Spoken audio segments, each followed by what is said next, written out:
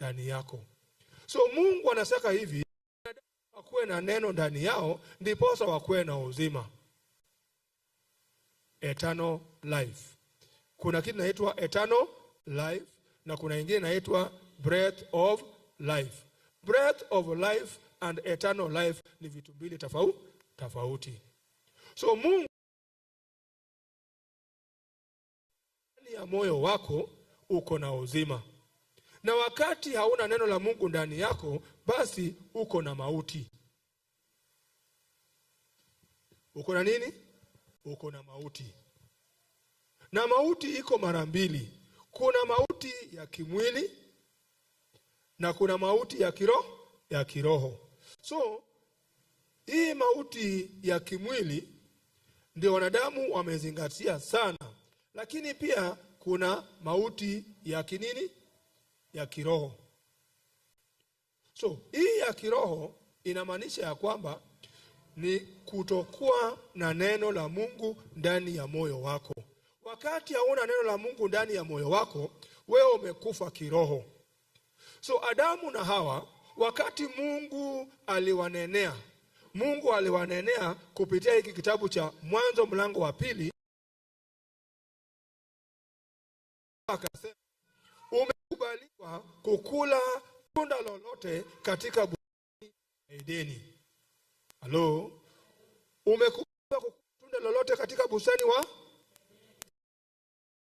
tunda la ujuzi ya mema na mabaya. Sema usikule. Na siku ile utakufa hakika. Hilo ndio neno la Mungu. Hilo ndani ya moyo wako uko na uzima. Na usipoweka ndani ya moyo wako uko na mauti ndani yako. Hapo Shetani alikuja katika bustani wa Edeni. Shetani alipokuja katika bustani wa Edeni, nini ilifanyika? Kama hiyo Biblia tumesoma kitabu cha Mwanzo, kuna sijui uko na Biblia yako. Kama uko na, soma hiyo kitabu mlango wa 5. Kuna jambo nataka uangalie. Kweli itakuwa vizuri zaidi. Nani? Hebu soma hiyo ya lugha. Ama ni Kiswahili ndio iko. Sawa, soma Kiswahili. Mlango wa 3 mstari wa 1. Nani angependa kusoma? Uko huru. Soma Kiswahili, soma. Tukienda haraka tunza muda.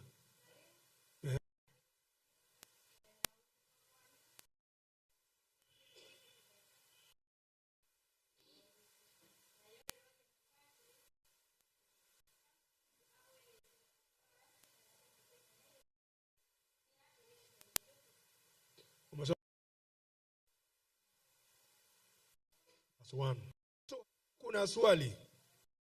Kama unaona hiyo swali, nyoka kanauliza swali. Na wapendwa, hii si nyoka. Ni mfano roho ya Shetani imetumia. Sababu roho ya Mungu ingependa kutumia binadamu. Lakini roho ya Shetani ingependa kutumia nini? Nyoka. Nyoka kakakuja mbele ya mwanamke na kauliza, je, Mungu alisema? Tuko pamoja? Mungu alisema, je, Mungu alisema matunda yote katika bustani wa Edeni? Halo? Mungu amesemaje? Mungu alisema usikule matunda yote katika bustani wa Edeni? Hapana. Hiyo ndio jawabu. Mungu hakusema hivyo. Lakini tukiangalia huyu mwanamke jinsi vile anavyojibu, anajibu aje? Mungu alisema tusikule wapi? Katikati ya bustani. Si ndio? Katikati ya bustani kuna mti aina ngapi? Na Mungu alisema usiguze. Na msije mkafa. Mungu alisema msije mkafa, maana yake unaweza kufa, unaweza ishi. So ako katikati. Unasema mkikula mtakufa, hakika asilimia 100. Lakini mwanamke katikati, 50%, unaweza kufa au unaweza.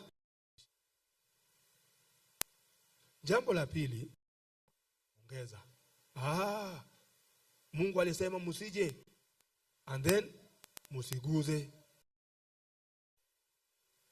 Na je, Mungu aliongea kuhusu katikati ya bustani?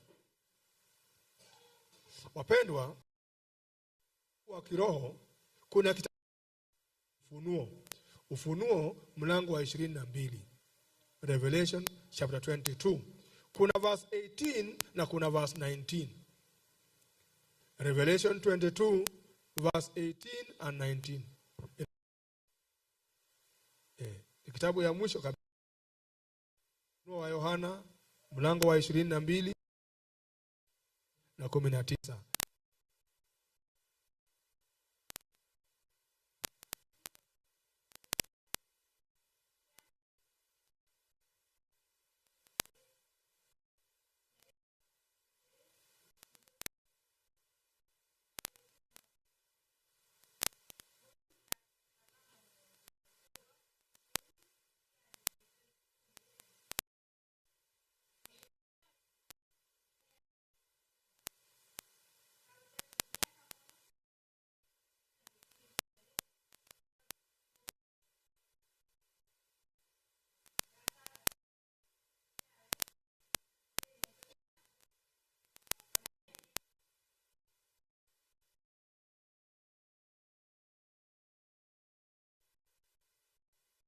So Biblia kuongea.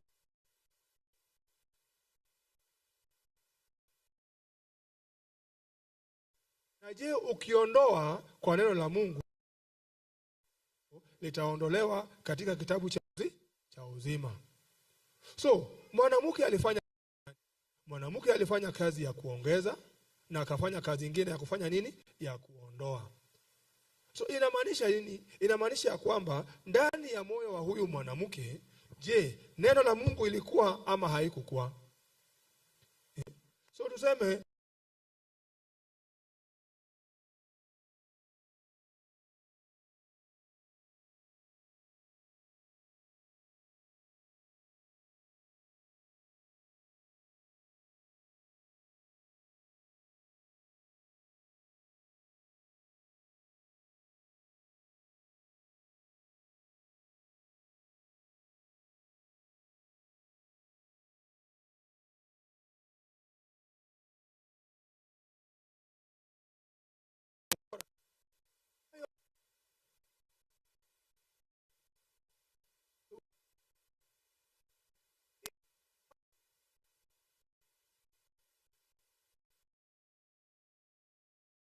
mama hakukuwa nayo.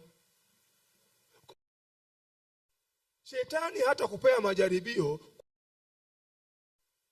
Ndani ya moyo wako kuna neno wakati hakuna neno, wakati huo shetani sasa atakuongelesha. Na hapo ndio utajikuta unaangukia mtego wa shetani. Sijui kama tuko pamoja wapendwa. Tuko pamoja kweli? So, hebu angalia moyo wako. Angalia moyo wako.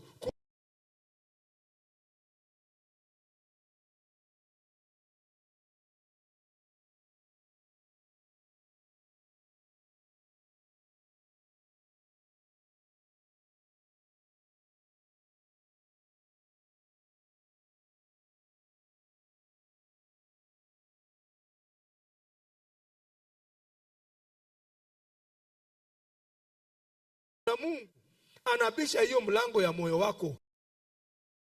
Mungu hayuko. Akipata Mungu hayuko, yeye anaenda ndani. So anataka kuingia, anabisha, ndeng. Nani yuko? Mungu yuko, ataingia ama hataingia?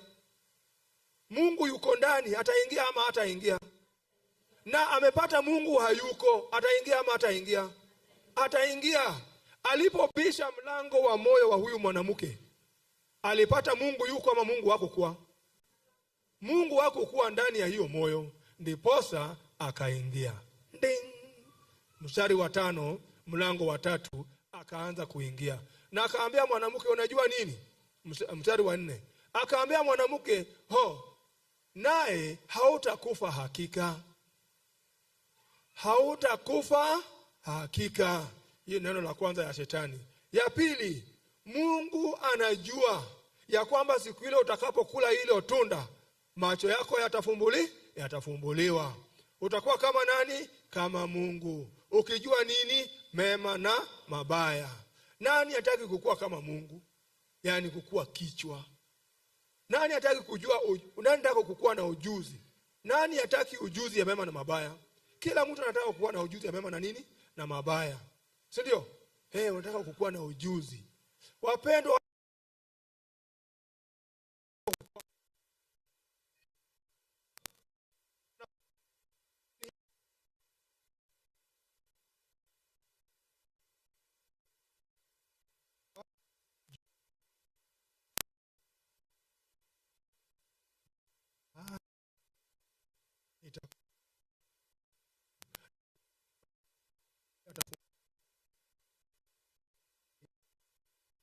baya.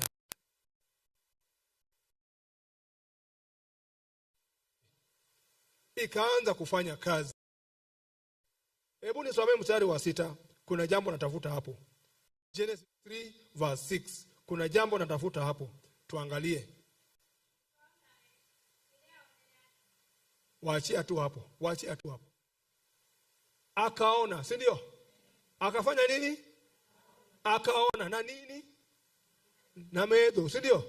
Akafanya nini? Akaona. Aliona nini? Endelea.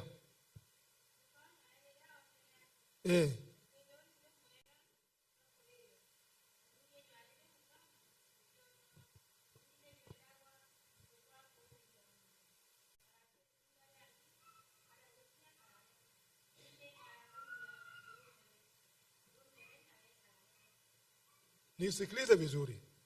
Wapendwa, akaona. Si aliona? Na akaona aje? Ni matunda inayopendeza nini? Macho. Na tena ni matunda ukikula utakuwa na maarifa. Kama nani? Si ndio? Akatua. So nini ilifanya kazi ndani ya moyo wake? Jambo la kwanza, ndani ya moyo wake hakukuwa na neno la Mungu. Ndiposa neno la shetani katika kitabu cha Mwanzo mlango wa 3 mstari wa 4 na 5 ikaingia ndani. Ilipoingia ndani, tunasema hii ni word of God or word of Satan. Neno la shetani sasa iko ndani ama iko ndani? Iko ndani. Wakati ule neno la shetani ilikuwa ndani, hii inaitwa evil spirit. Inaitwa nini? Roho chafu ya nani? Ya shetani. Ilipoingia tu ndani, kuanzia hapo sasa akaona. Ile mti mara ya kwanza alikuwa anaona ni kama sumu. Saa hii baada ya kupokea neno la shetani sasa anaiona aje? Anaiona ni tunda nzuri, inapendeza macho, ukikula macho yanafumbuliwa na unakuwa kama Mungu na unakuwa na ujuzi ya mema na mabaya. Hii jambo inafanyika baada ya kupokea neno la shetani. Tuko pamoja? Yes. So nini liingia ndani ya moyo wake kwanza? Neno la shetani liingia kwanza. So jinsi vile mnavyosikiaga imani bila matendo imekufa. So mnasikiaga hivyo? Imani bila nini? Bila matendo imefanya nini? Imekufa, si ndio? So nini inaingia kwanza? Neno la shetani liingia kwanza. Baada ya kuingia ikaanza kufanya kazi. Kazi gani? Hebu inua macho. Akainua. Akaiona. Inapendeza macho. Inavutia macho. Ni kitu kizuri namna hii. Na itafanya ukue mwerevu. Na itafanya ukue kama Mungu. Mkono ndio hiyo. So inamaanisha hivi, inatoka kwa moyo, inakuja kwa mawazo, na kwa mawazo inatriga mguu, unaanza mbio, unaenda, na inafanya mkono kanaenda, na unachuna, na unaweka kwa mdomo. Matendo yanafuata yaliyo ndani. Tunapatana kweli? Wakati huu shetani sasa ako ndani na ameanza kuongoza mwanamke. So hiyo ndio inaitwa dhambi. Dhambi maana yake kupokea mawazo ya shetani ndani yako na kuenda kinyume na wazo la Mungu. Sijui kama tuko sawa? Tuko sawa? Yeah. So dhambi ni wakati gani? Dhambi ni wakati umetenda, ama dhambi ni wakati umepokea wazo ya shetani? So nini kinaingia kwanza, kutenda ama wazo la shetani kwanza? Yeah. Hivyo ndio vile ilifanyikia hata Yuda. Kuna mtu anaitwa Yuda katika kitabu cha Agano Jipya. Yuda katika kitabu cha Yohana mlango wa 13 mstari wa 2, Biblia inasema hivi, na wakati shetani alipokwisha kuweka ndani ya moyo wa Yuda kumsaliti nani? Yesu. Hii roho ya kusaliti Yesu Yuda alikuwa nayo? Yuda hakukuwa nayo. Lakini ilipatikana ndani ya moyo ya Yuda kulikuwa na neno la Mungu. Hakukuwa neno la Mungu hata kidogo. Kama kungekuwa neno la Mungu ndani, hangekubali hii mawazo ya nani? Ya shetani. Wapendwa, jambo la kwanza kabisa tupate kujua ni kwamba wanadamu mara nyingi wanaangukia majaribio kwa sababu ndani ya moyo wao ni tupu. Hakuna neno. Hiyo ndio inafanyaga wanadamu wa Kristo waanguke majaribio, kwa sababu ndani ya moyo wao neno utire. Waigwa. Neno nini? Hakuna. Na wakati ule hakuna neno, shetani anaingiza yake. Na akiingiza yake, basi unafuata hiyo yake. Wakati ule umepokea neno la shetani, hiyo ndio inaitwa dhambi. Dhambi maana yake kuenda kinyume. Kinyume na nani? Na Mungu. Hiyo ndio dhambi. Kuenda kinyume. Na nani? Na Mungu. Wakristo wengi wakienda makanisani, wakifanya kazi ya Mungu, lakini ndani ya moyo wao neno utire. Na hiyo ndio inafanya Wakristo wanaanguka majaribio kila wakati. Wanajaribiwa. Wakristo wanajaribiwa na vitu gani? Zile vitu nzuri, vitu tamu, zile zina meta. Shetani hajawahi kuja na zile vitu mbaya.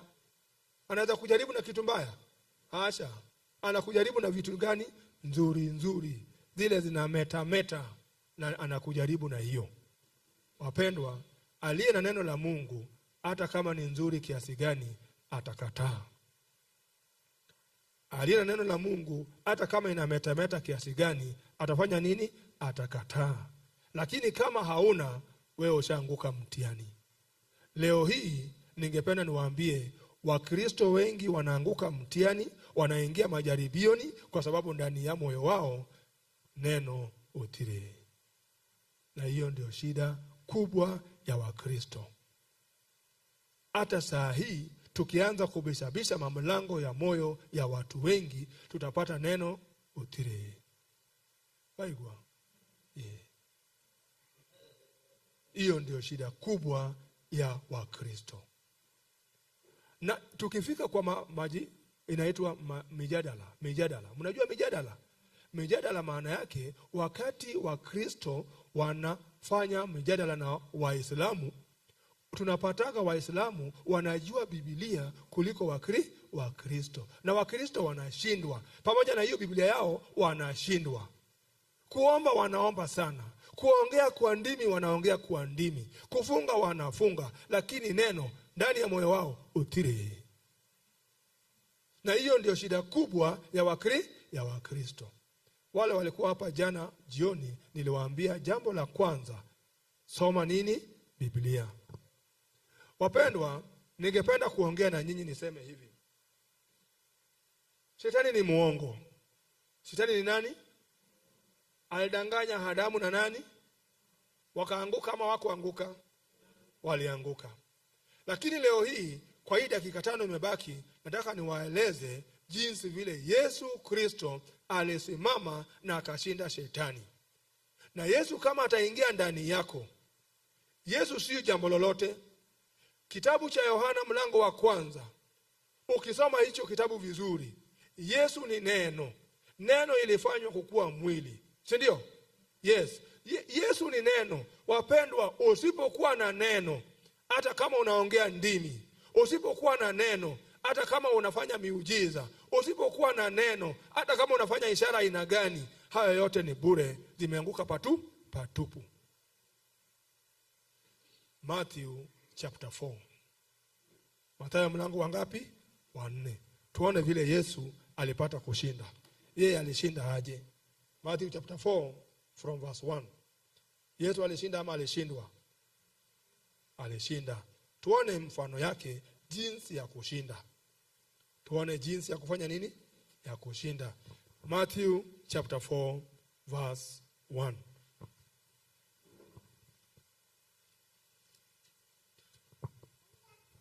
Kwa ajili ya muda nitasoma peke yangu. Then was Jesus led up of the Spirit into the wilderness to be tempted of the devil. And when he had fasted 40 days and 40 nights, he was afterward an hungered. And when the tempter came to him, he said, If thou be the Son of God, command that these stones be made bread. But he answered and said, It is written, Man shall not live by bread alone, but by every word that proceeds out of the mouth of God. 5. Then the devil taketh him up into the holy city, and setteth him on a pinnacle of the temple, and saith unto him, If thou be the Son of God, cast thyself down, for it is written, He shall give his angel charge concerning thee, and in their hands they shall bear thee up, lest at any time thou dash thy foot against a stone. Jesus said unto him, It is written again, Thou shalt not tempt the Lord thy God. Again the devil taketh him up into an exceeding high mountain, and showeth him all the kingdoms of the world, and the glory of them, and said unto him, All these things will I give thee, if thou wilt fall down and worship me. Then Jesus said unto him, Get thee hence, Satan, for it is written, Thou shalt worship the Lord thy God, and him only shalt thou serve. Wapendwa, hapa kuna mambo matatu. Mambo mangapi? Jambo la kwanza, Shetani akauliza Yesu baada ya kukuwa na njaa siku 40 usiku na mchana. Ako na njaa zaidi. Lakini Shetani akakuja akamwambia, kama wewe ni mwana wa Mungu. Sikiliza swali, kama wewe ni mwana wa Mungu, badilisha haya mawe yawe mkate. Maana yake kudhibitisha kabisa ya kwamba wewe ni mwana wa Mungu, badilisha mawe ikuwe nini? Mkate. Ukibadilisha mawe ikuwe mkate, wakati huo ndio utakuwa mwana.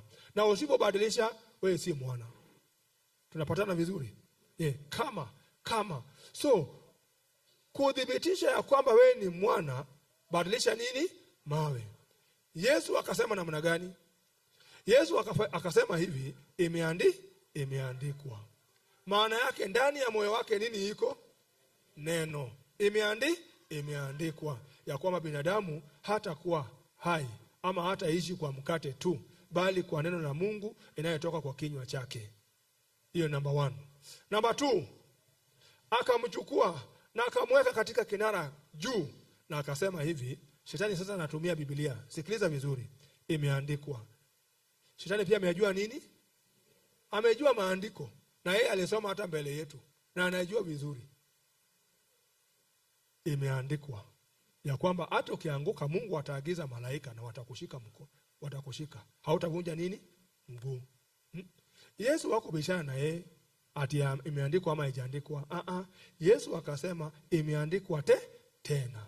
Maana yake wewe umefungua hiyo kifungo. Tumia hiyo. Mimi natumia hii. Sisi kama tunapatana. Shetani unatumia gani? Hiyo.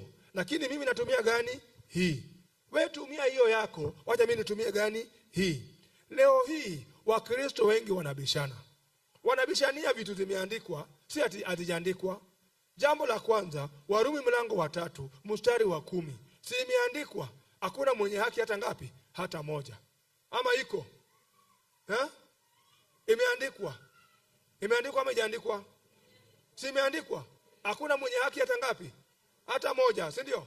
Lakini shida ni kwamba ukikwamia hiyo mstari wa 10, wewe utabaki tu usiwe na haki. Lakini hebu kuja 11. 11 nasema hivi, Na ukiwa na fahamu na ukitafuta Mungu utakuwa na haki. Hello?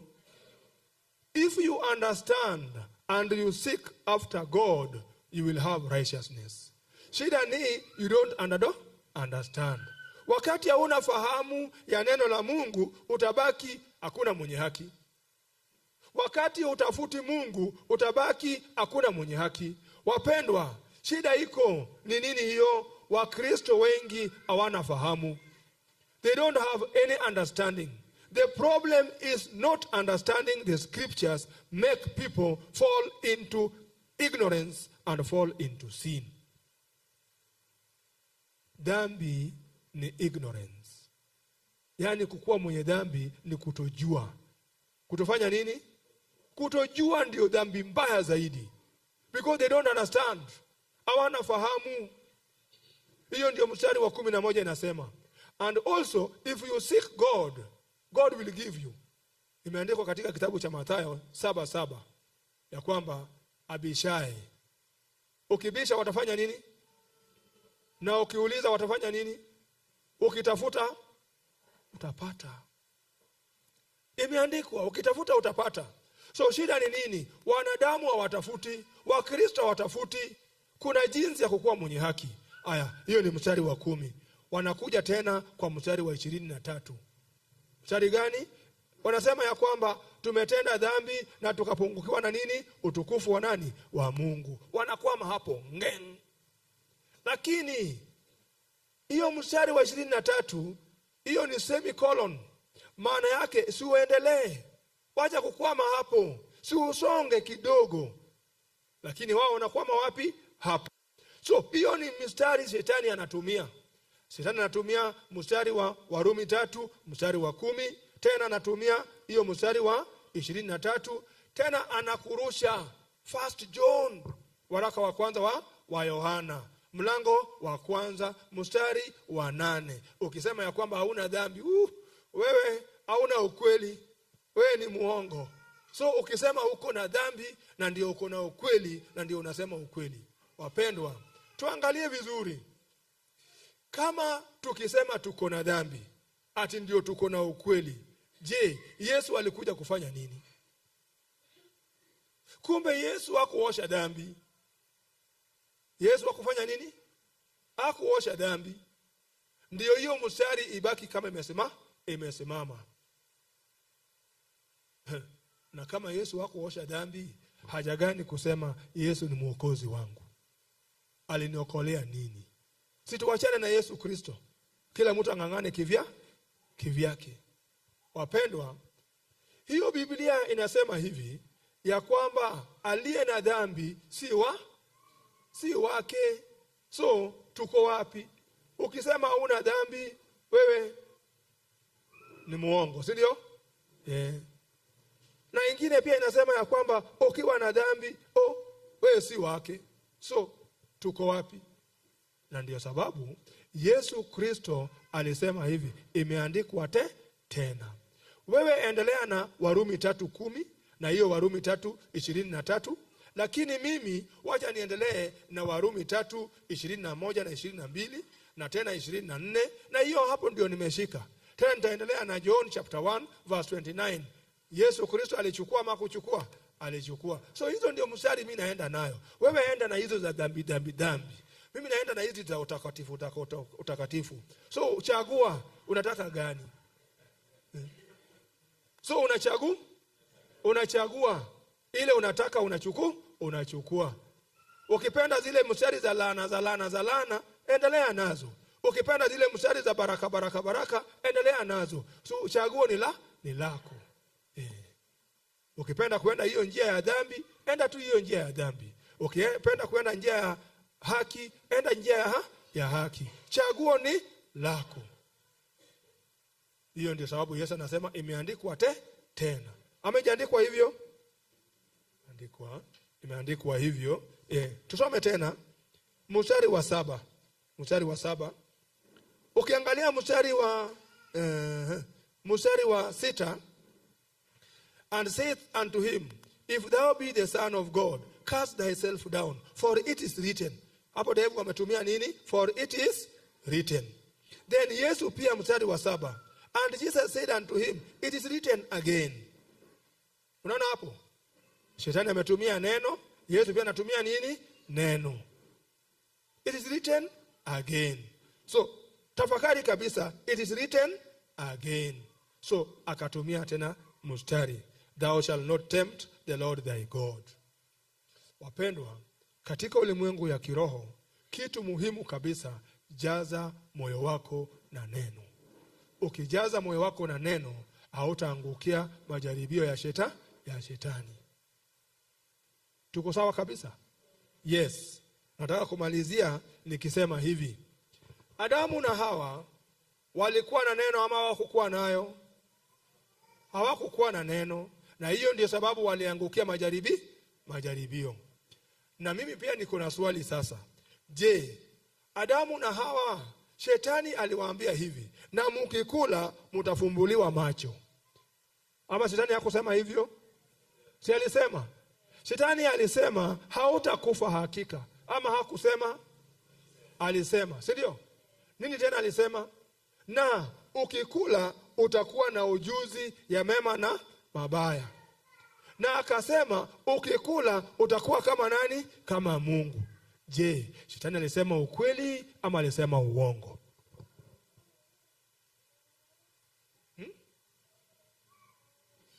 Yes, tuko hapo sasa. Shetani alisema ukweli ama alisema uongo? Nani anasema alisema uongo? Inua mkono. Shetani alisema uongo. Inua mkono. Inua mkono vizuri, sio hapa. Hapa. Nikuone sura leo. Shetani alisema uongo. Alisema ukweli.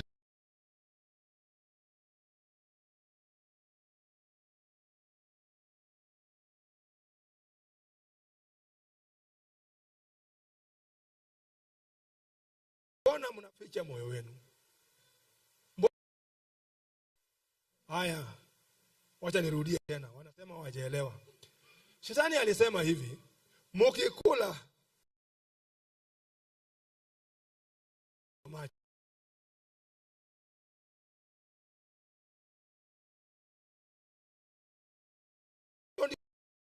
Shetani alisema ukweli ama alisema uongo?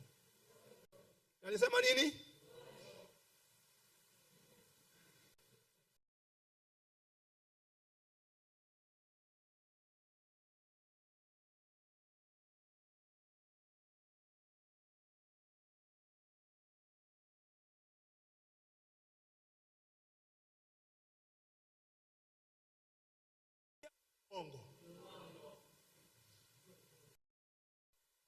Adamu na Hawa walikuwa kama nani? Kama Mungu ama hapana? Hapo sasa watu wanaanza kukelekele.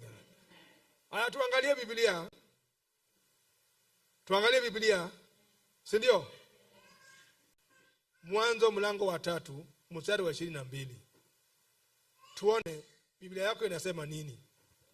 Haya, soma lugha. Tafadhali soma, sister.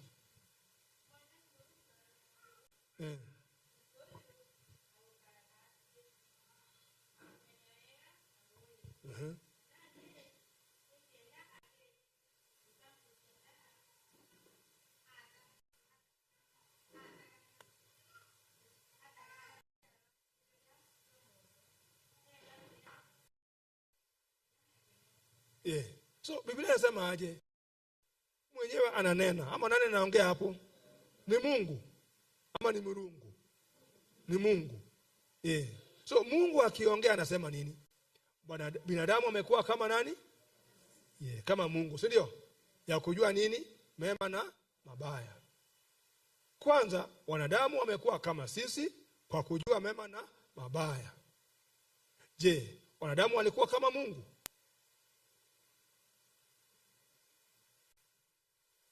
Nani anasema hiyo?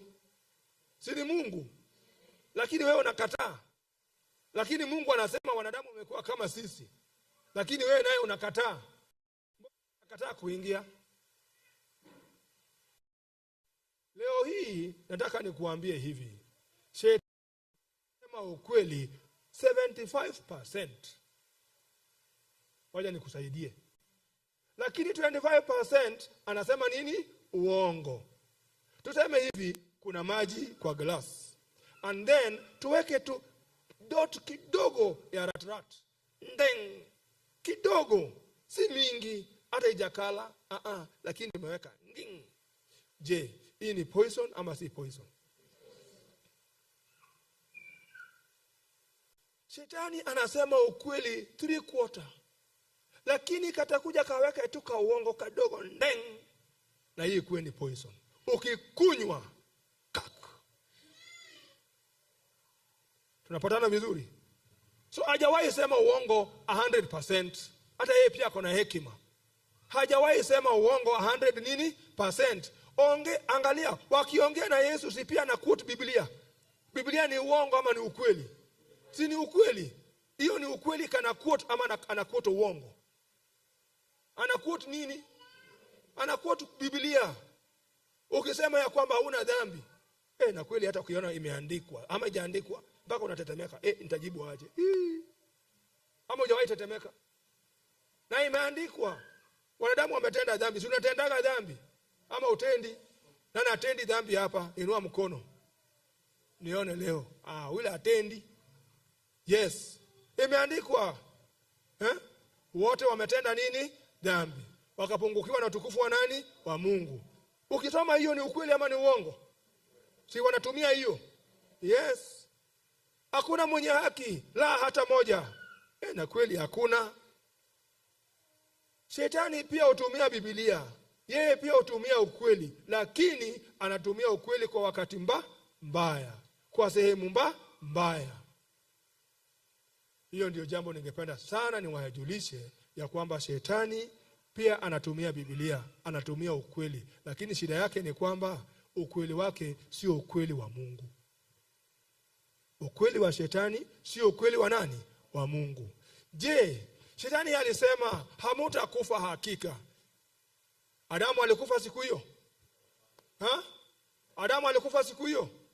Imeandikwa ya kwamba siku ile utakapoikula utakufa hakika. Adamu alikufa siku hiyo?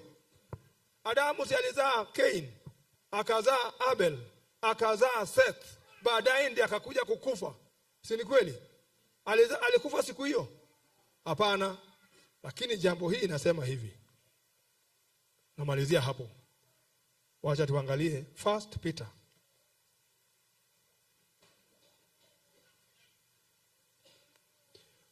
Sorry, 2 Peter chapter 3 verse 8. 2 Peter chapter 3 verse 8. Hii ni jambo napenda Wakristo wapate kujua jambo hili. Nataka mjue jambo hili. Yeah. 2 Peter chapter 3 verse 8 inasema hivi. But beloved, be not ignorant of this one thing, that one day is with the Lord as 1,000 years, and 1,000 years as one day. So inamaanisha nini? Adamu aliishi for how long? Adamu aliishi for 930 years. So angalia hapa, hesabu ya Mungu. Hesabu ya nani? Ya Mungu. Ingawaje Adamu aliishi, akazaa Seth, akazaa Cain, akazaa Abel, but 1,000 years is equal to one day. Si ni kweli? Yes. Adamu aliishi for how long? 930 years. Alimaliza one day in the eyes of God? No. In the day you eat thereof, you shall surely die. Adamu hakumaliza one day in the eyes of God. Why? In the eyes of God, Adam did not finish one day. Hakumaliza. Biblia inasema, in the day you eat thereof, you shall surely die. To God, one day is 1,000 years. 1,000 years is equal to one day. Adam aliishi 930 years, hakumaliza one day. Alikufa before one day.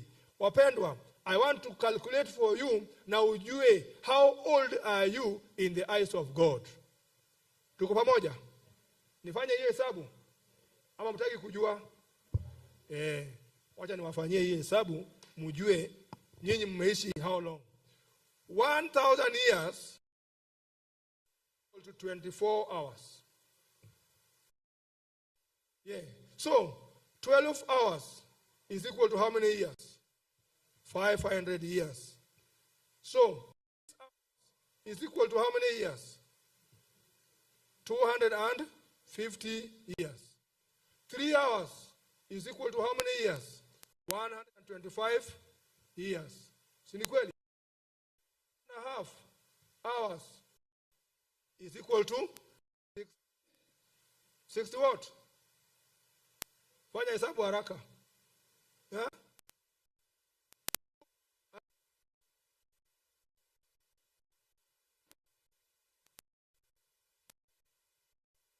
To go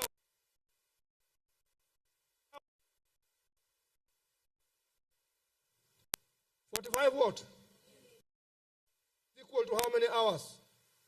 How many years? Divide hii. Hii ni 3. Si ndio? Hii ni ngapi? 2, 5. Tuko sawa? So, how old are you in the eyes of God? So, you 63 years old. Kwa nyumba hapa kuna mtu ako ama zaidi. Hii ni si ya miaka yako na ujue una follow wapi.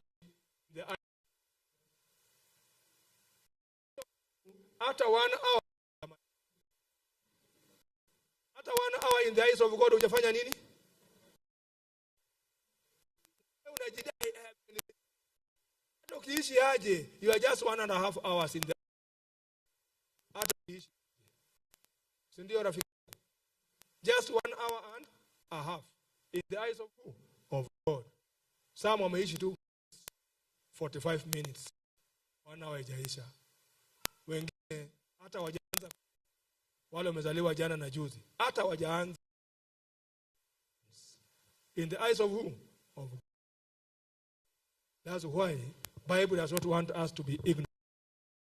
Pendwa, wanadamu wanafikiria ya kwamba wameishi sana. Hata ukiishi 100 years, hata ukiishi mpaka 120, bado you are just 3 hours old in the eyes of God. That's why maisha ya binadamu ni kama mvuke. Asubuhi leo kulikuwa na mvuke. Maisha ya binadamu ni kama nini? Kama mvuke inayokuja na inapita. Lakini jambo muhimu, pokea Yesu Kristo. Pokea nani? Pokea Yesu Kristo. Maisha yetu ni kama mvuke, ni kama jani, ni kama ua, inakuja na inatoweka. So maisha ile tunaishi sio jambo la kujigambia ama chochote kile tuko nacho, yote ni bure. Hii inamaanisha ya kwamba ni bure. Wapenda neno, pokea Mungu, kuwa na Mungu na uko na uzima wa milele. Nitaendelea hapo kwa hizo madakika inakuja. Asanteni.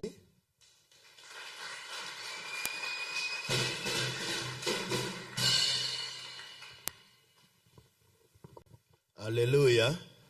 Naamini ya kwamba tumesikia neno la Mungu na limesaingia ndani ya moyo wetu. Haleluya.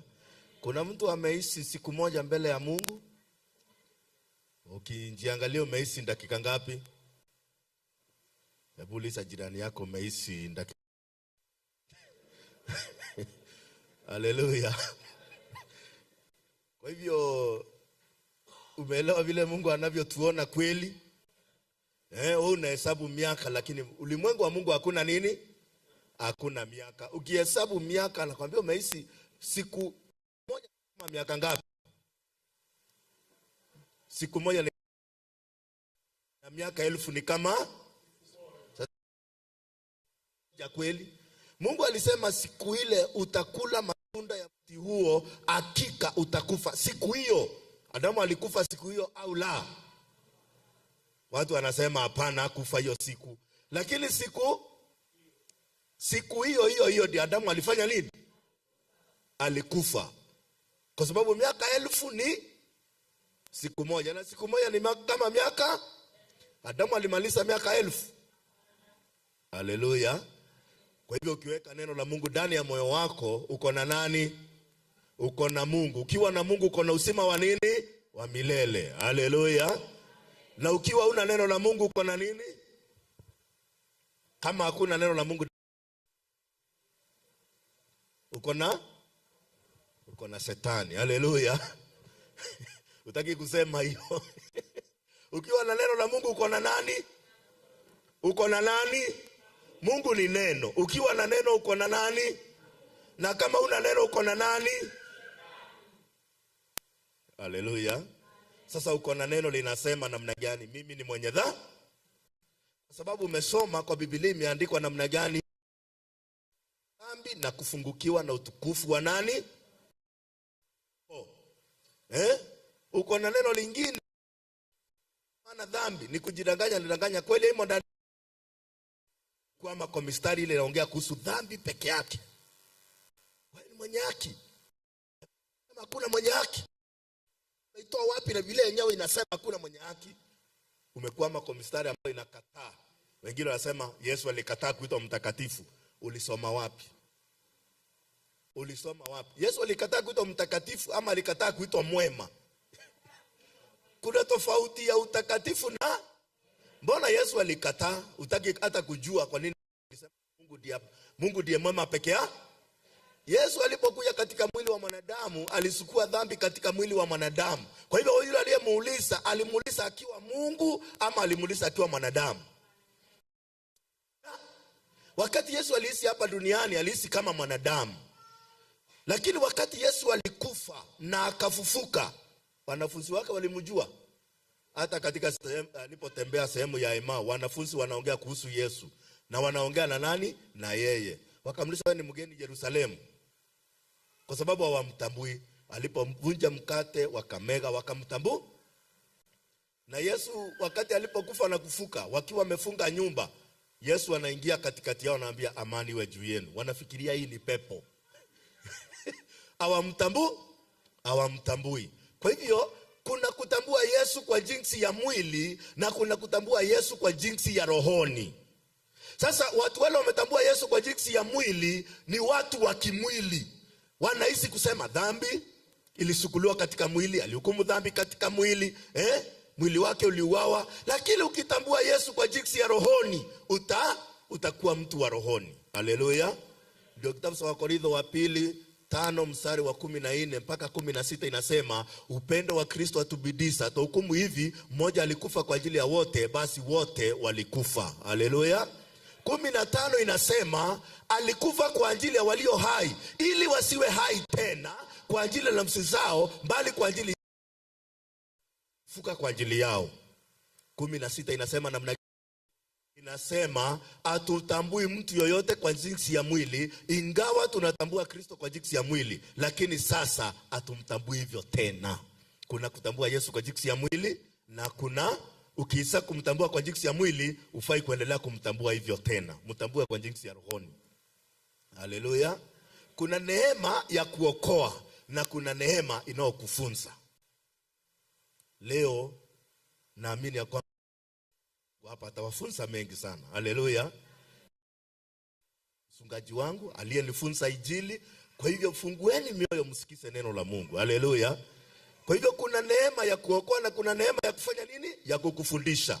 Tito sura ya 2 mstari wa 11 inasema namna gani? Neema ya Mungu iokoayo wanadamu wote imefanya nini? Imefunuliwa. Lakini ukienda mstari wa 12 inasema neema hiyo yatufundisha kukataa mabaya na kuishi kwa kiasi na utauwa katika ulimwengu wa sasa. Neema ni mwalimu. Neema inatuokoa na inatufundisha. Haleluya. Kwa hivyo unajua tumefungua mkutano. Kwa hivyo ndio tumeanza. Mna habari hiyo? Ndio tumefanya nini? Tumeanza na Mungu. Na tumaliza na nani?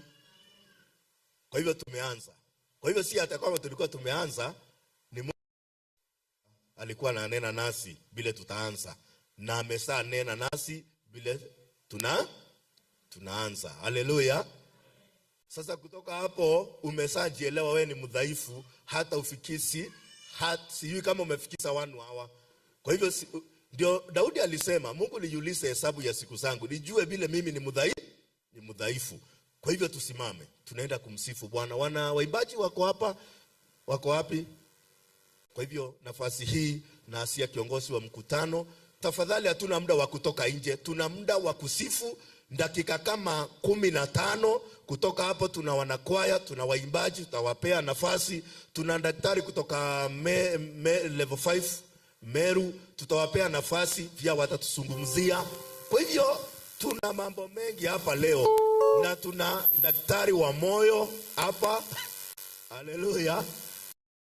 Moyo, tuna daktari wa mwili. Sasa mambo yote iko wapi? Iko hapa. Kwa hivyo ambao ametufunza ni daktari wa moyo. Haleluya. Kwa hivyo fungua moyo wako kwa sababu ya kusikiza neno la nani? Neno la Mungu. Nataka tuungane pamoja, tuimbe vizuri. Haleluya. Ama niwawekee wimbo. Waimbaji wangekuwa hapa. Haya. Hiyo vyombo iko sawa. Nataka nisikie sauti ya gita. Bila keyboard. Mtu wa keyboard usiguse keyboard. Gita. Hebu piga gita nisikie.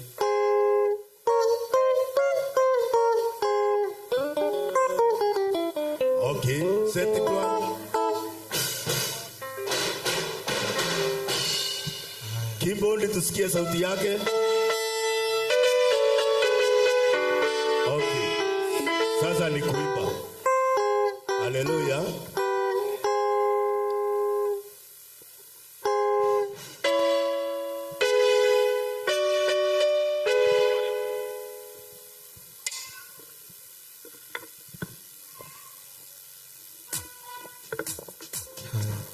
Haleluya, haleluya. Kwa hivyo tunataka kuingia katika nafasi ya kusifu Mungu. Kuingia kwa nafasi ya kusifu Mungu. Mmesikia hatukuwa tumeanza. Ndio tunataka kuanza sasa. Kwa hivyo ambia mwenzako tunaanza.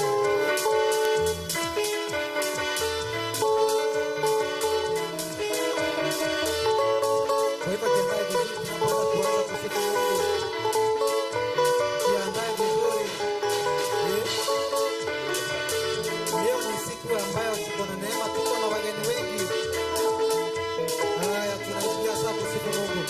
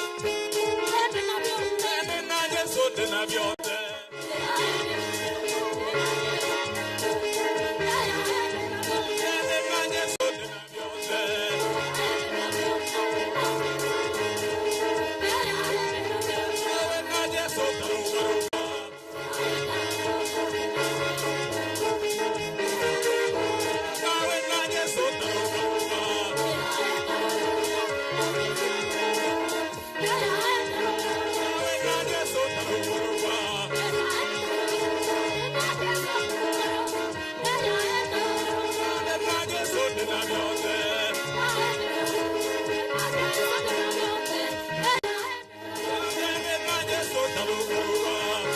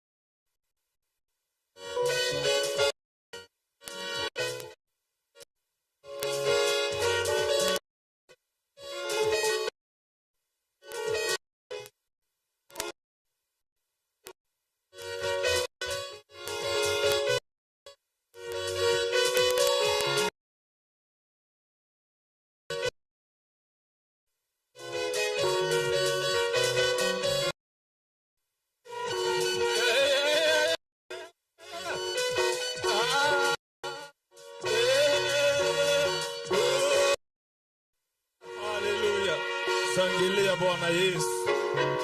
Haleluya. Tukae, tunaweza kaa.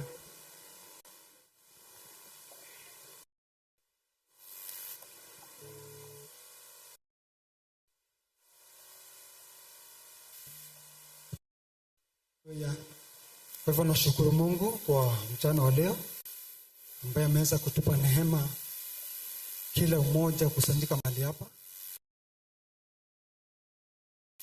ya neno la Mungu, na pia kwa ajili ya ambao Mungu ametujalia kuwa hapa katika huu mji wa. Ndio maana Mungu ameona ni vyema tena leo ni kubwa ile tuko na wageni wengi, nikiona vile kila mmoja amefurahia. Yesu asifiwe. Na furaha na Mungu. Yesu asifiwe. Kwa hivyo naenda kualika kwaya karibu. Ngependa wote tuko na pastors wengi wale wamehudhuria na tuko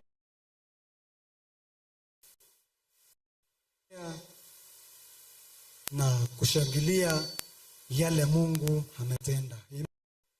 Kwa hivyo tuko na pastor ambaye alikuwa na kutoka Nairobi, pastor. Tuko na pastors wengine wengi wa kutoka hapa, baadaye mtawajua. Hiyo kwaya tuko na kwaya kutoka, tuko na daktari kutoka Meru, pia tuko na watu kutoka Consolidated bando watasindi kuona kutupea mengi unayo. Tuko na mwimbaji maarufu sana ambaye ni Florence Kasina Village, yeah?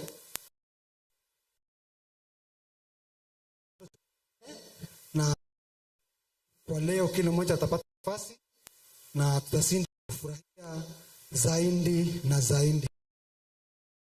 Mia mwenzako mwambie hujafika hata kuota. Amen. Kwa hivyo kwa nafasi hii bila kupoteza muda sana, ningeomba kuwakaribisha na kwaya kutoka Karicho ili waweze kusifu Mungu kwa njia ya wimbo. Kwa hivyo mtazamaji, kuwa pamoja nasi, tunashukuru kwa wewe kuwa pamoja nasi siku ya leo. Tilia na kutindi, tazama yale ambayo Mungu ameweza kutenda. Tunafurahia sana maana tuko pamoja live, tukiwa hapa tuko pamoja. Tunakupenda sana. Kutoka Karicho, karibuni sana. Kwa shangilie kwaya kutoka Karicho. Kwaya makofi zaidi mpaka wafike hapa. Makofi zaidi. Karibuni sana. Karibuni sana.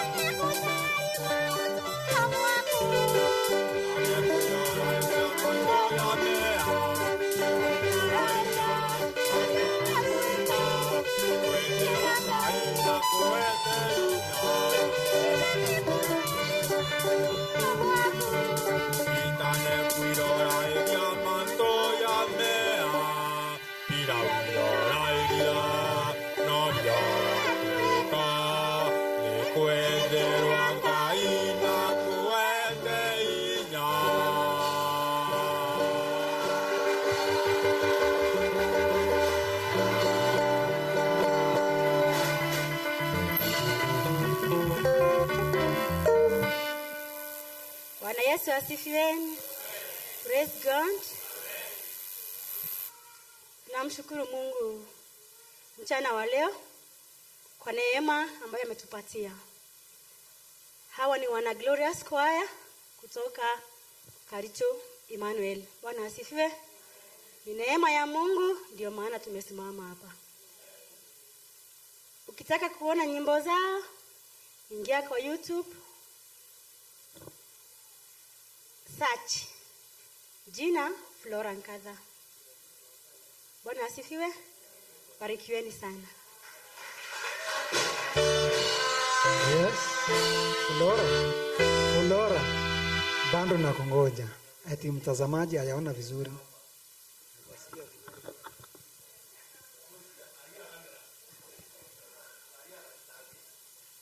Amen. Bwana asifiwe. Praise God. Kwa majina naitwa Flora Nkadha. Hawa ni wana Glorious Choir. Wametoka Karicho Emmanuel Church. Bwana asifiwe. Nyimbo zao ukitaka kuziona, ingia kwa YouTube, search jina Flora Nkadha, utazipata zote. Leo tumealikwa hapa na pate kusikiza neno la Mungu. Bwana asifiwe. Hawa ni wenye haki wa Mungu, watakatifu wa Mungu, wamesamehewa dhambi zao, ndio maana tunaimba kwa furaha. Maana tumeondolewa moyo. Tumeondolewa hukumu ndani ya moyo. Hatuna mbele za Mungu. Bwana barikiweni.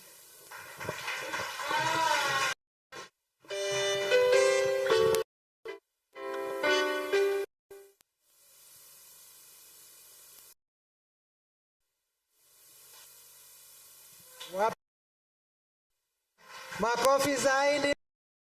Makofi zaidi. Makofi. Hallelujah, hallelujah.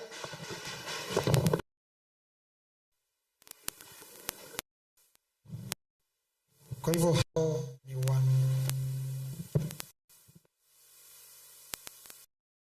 wana Glorious Choir kutoka sehemu ya Karicho, lakini si eti wanakaa Karicho peke yake. Wako kila mahali. Tunahitaji kupata. Kwa hivyo sana tumefurahia na mko karibu tena. Kwa hivyo nafasi nyingine hiyo wimbo mmesema mko na Cindy, kama mmetoa nyimbo zenu bado nitawapea nafasi, lakini si saa hizi. Kwa hivyo ningependa kuchukua hii nafasi alika mwenye ako na historia, bila historia ile kanisa ilianza ienda na vile inaenda na vile iko. Si ni vizuri tusikie hiyo? Hiyo ndio nafasi tumefika. Tunataka kujua kanisa ni ilianza. Kwa hivyo kwa nafasi hiyo, kwa makofi mnisaidie ukaribisha ili apate kutu historia ya kanisa, atuambie vizuri. 1 2 3. Karibu sana. Karibu.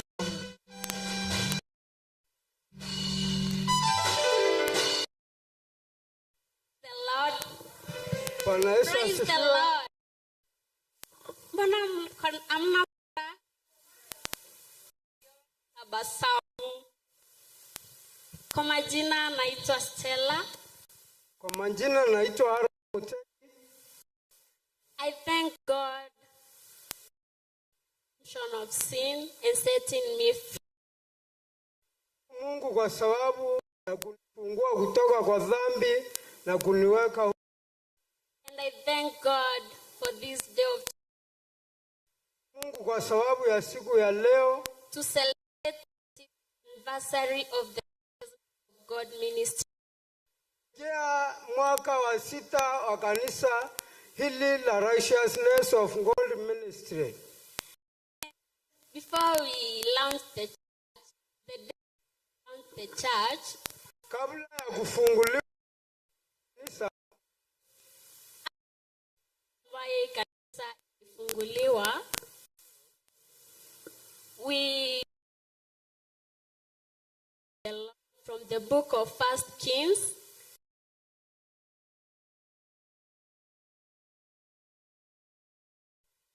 chapter 9 verse 3. Sura ya 9 mstari wa 3. I'll read. Nitasoma kwa Kiswahili.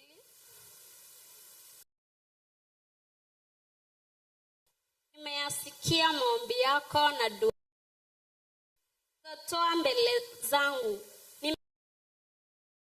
ulioijenga ili niweke jina langu humo milele. Tena macho yangu na moyo wangu utakuwapo hapo siku zote. Amen. Kwa hakika nimeona Mungu macho yake akiwa kwa hili kanisa mpaka siku ya leo ambayo tunasherehekea 6th anniversary. And I'm here the Righteousness of God ministry. Niko hapa kuwaletea historia ya kanisa la Righteousness of God ministry was formed by the great man Ibrahim Karuri. Kanisa la Righteousness of God ministry lilianzishwa na mchungaji mkuu Bishop Ibrahim Karuri. From the year market, mwaka wa 2008 mji wa Moriene Market. By the grace of the Lord, kwa neema ya Mungu, another branch of Righteousness of God ministry was the 27th of April 17. Kwa neema ya Mungu alitubariki na kanisa lingine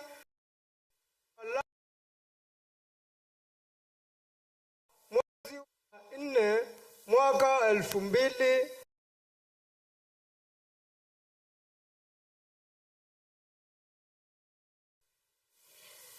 And this is the branch in the 6th anniversary. Na ile ndilo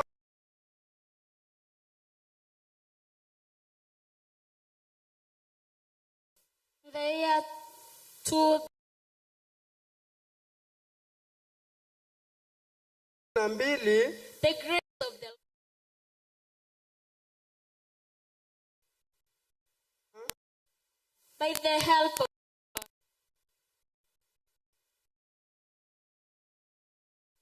Mungu,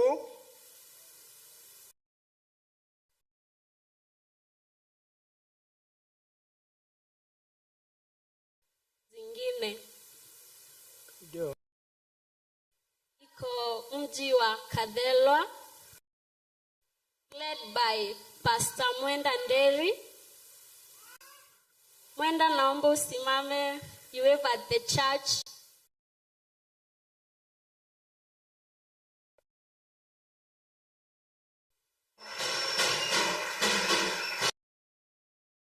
Kwa Irinde Market, led by Pastor Richard Kitanga. huyo ni pastor kutoka kanisa la Irinde. The third one is at Meya, led by Pastor Jackson Mivika. Huyo ndiye pastor kutoka kanisa la. And the fourth one is at Moyale, led by Jesse Saleh. Ndio, huyo ana simline, huyo ako Moyale, ni kanisa pia la Righteousness of God ministry. Jafanikiwa kufika. Ndio. The true gospel has been spread to many places in Meru County and different counties in Kenya. The true gospel has been spread to many places in Meru County and different counties in Kenya. Kweli imeweza kuenea sana katika kaunti ya Meru. Through social media apps and the Facebook groups.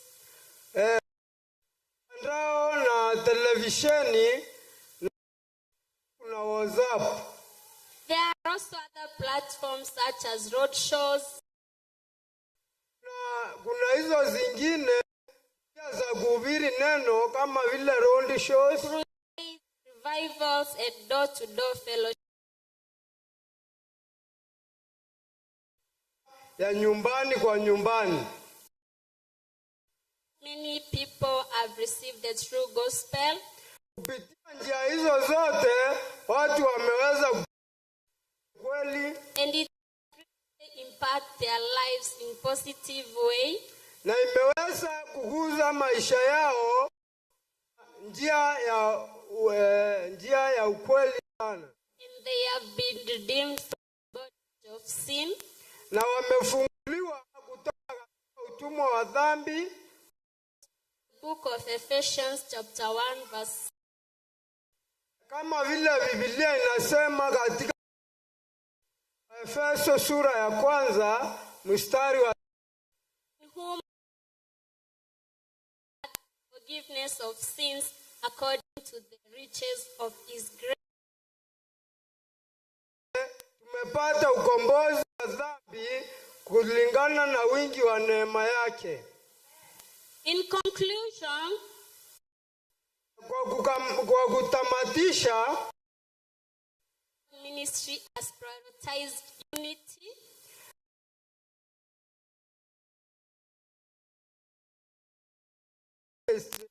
limepromote amani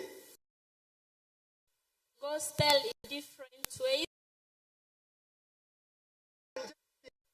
kwa njia tofauti, including the fellowships kupitia and also financial, such as Meru TV shows. na imekuwa ikipiga njeki kwa mambo ya pesa kwa televisheni ya Meru Show na Crusade. By doing this, the word of God will spread to many cities in Kenya, and many people will receive sins. Na kupitia hiyo watu wengi wamefikiwa na injili ya msamaha wa dhambi na wamepokea injili ya ukweli. So as a church, to believe, We beg you to read the Bible and by God will bring success, and people will be singing of the glory of the Lord. na kupitia hiyo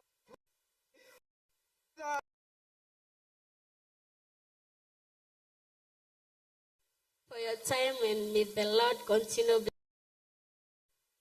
asanteni kwa muda wenu na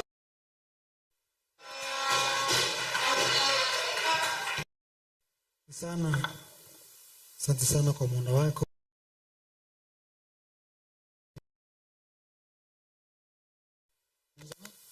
Vile hiko na vile ilifika kila mahali Mungu. Amen. Kwa hivyo hiyo ndio historia ya kanisa letu. Ndivyo ilianza hivyo na ndivyo tunaenda, na huo ndio msingi. Ningependa kuipeana kwa watoto ili waweze kusifu Mungu. Kuna watoto wanasifu Mungu. Ningeomba nafasi hii tafadhali, kama mko tayari, watoto kama mko tayari. Kwa hivyo wana junior, karibuni sana. Makofi mazuri kwa wana junior wanapokuja. Karibuni sana.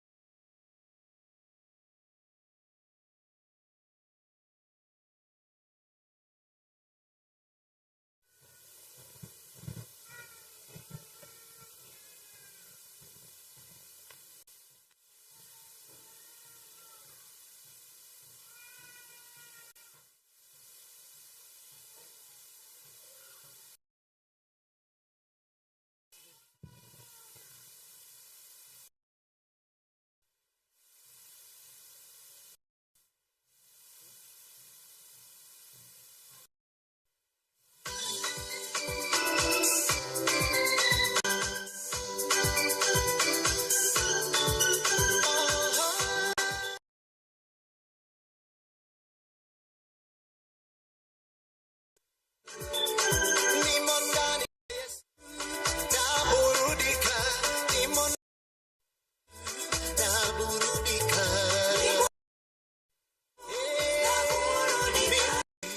Ndani ya Yesu, ndani ya Yesu, naburudika. Nimo ndani ya Yesu, naburudika. Nimo ndani ya Yesu, naburudika. Nimo ndani ya Yesu, naburudika. Mahali nimetoka na mahali nimefika, imegharimu mkono wa Masia. Nimo ndani ya Yesu, naburudika. Nimo ndani ya Yesu, naburudika. Nilipookoka nikamjua, nikafurahia, ninaburudika. Nimo ndani ya Yesu, naburudika. Nimo ndani ya Yesu, naburudika. Nijapopita kwenye bonde la uvuli wa mauti, sitaogopa mabaya, kwani yu pamoja nami. Nimo ndani ya Yesu, mimi naburudika. Ndani ya Yesu, naburudika. Naburudika katika Mwokozi, naburudika ndani yake Yesu. Nimo ndani ya Yesu, naburudika. Nimo ndani ya Yesu, naburudika.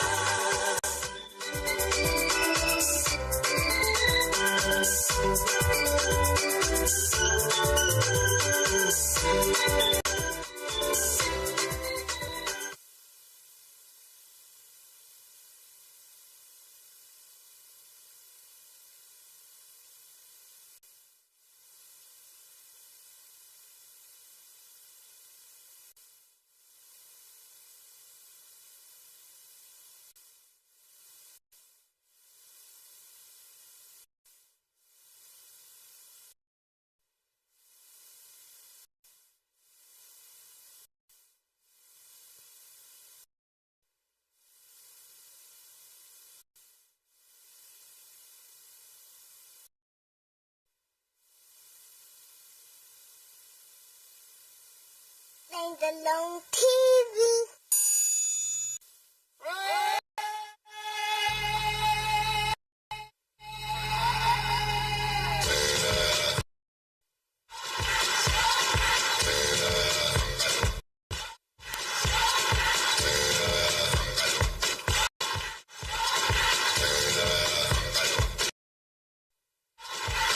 Cheering a song, choosing your path. Pick yourself up and dust yourself off.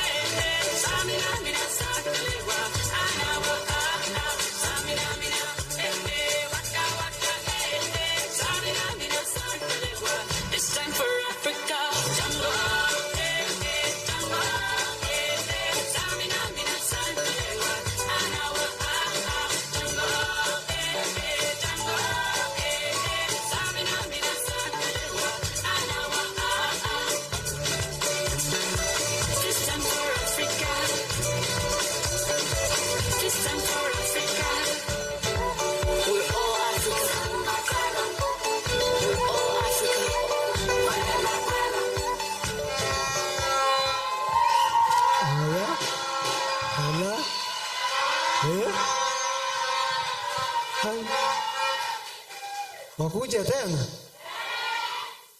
Hebu wapumzike kidogo. Kwa hivyo nashukuru kwa watoto kwa muda wenu ambao mmeweza kusifu Mungu.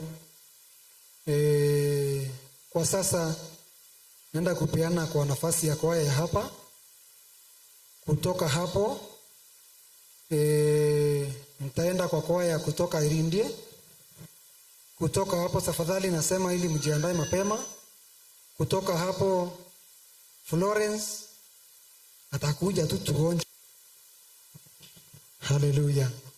Tunataka akuje tuonje, kuonja tu. Bando hiko. Sasa najua pia kuonjesha inakuanga tamu. Nataka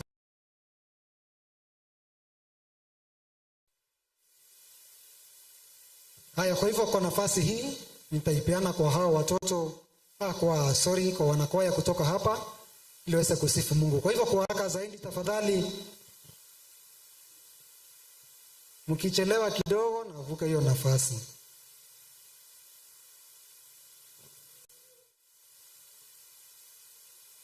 Kutoka kwa Florence tutakuwa na Junior kutoka Mwiriene. Kutoka kwa Florence hapo tutakuwa na Junior kutoka Mwiriene.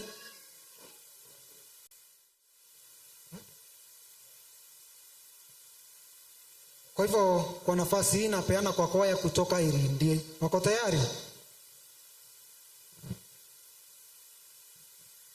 Mko tayari? Vyenye mnachelewa vyenye napita tu. Haya. Kwa hivyo Florence, nafasi ni yako. Utuonjeshe tu, tunataka kuonja tu, si ndio? Makofi mazuri, makofi mazuri, makofi zaidi. Karibu sana, karibu. Kanisa, Bwana asifiwe. Haleluya. Nashukuru Bwana kwa nafasi njema ambayo nimepata kwa sababu ya kumsifu Bwana. Nasikia sana kuwaheshimu watumishi wa Mungu walioko mbele yangu. Asanteni kwa mafuta ambayo Mungu ametia juu yenu ili muweze kueneza injili njema. Mungu awabariki sana. Naheshimu mtumishi Abraham kwa sababu ya kunipa mwaliko. Mungu pia azidi kukubariki kwa sababu si kawaida. Hallelujah. Praise God. Naitwa Florence Karani cha kwaya ya Karicho. I salute you my people. Nawapenda tu bure sana. Nawapenda bure kwa maana tulianza na nyinyi pale. Wakati hiyo kanisa ilikuwa inaanza nilikuwa mmoja wa mshirika. Ni vile nilihama nikaenda mbali. So ninapowaona mkishaini moyo wangu unafurahia. Pastor wenu ni rafiki yangu sana. So nashukuru Mungu kuona mnashine. Hata kama nilisahau majina ya wengine, siwezi sahau the best man. Kuja mani unisalimie. Kuja tu unisalimie. Pigieni huyu mzee makofi mazuri. Mungu akubariki. Huyu mzee nikiwa mtoto nilikuwa. Praise be to God.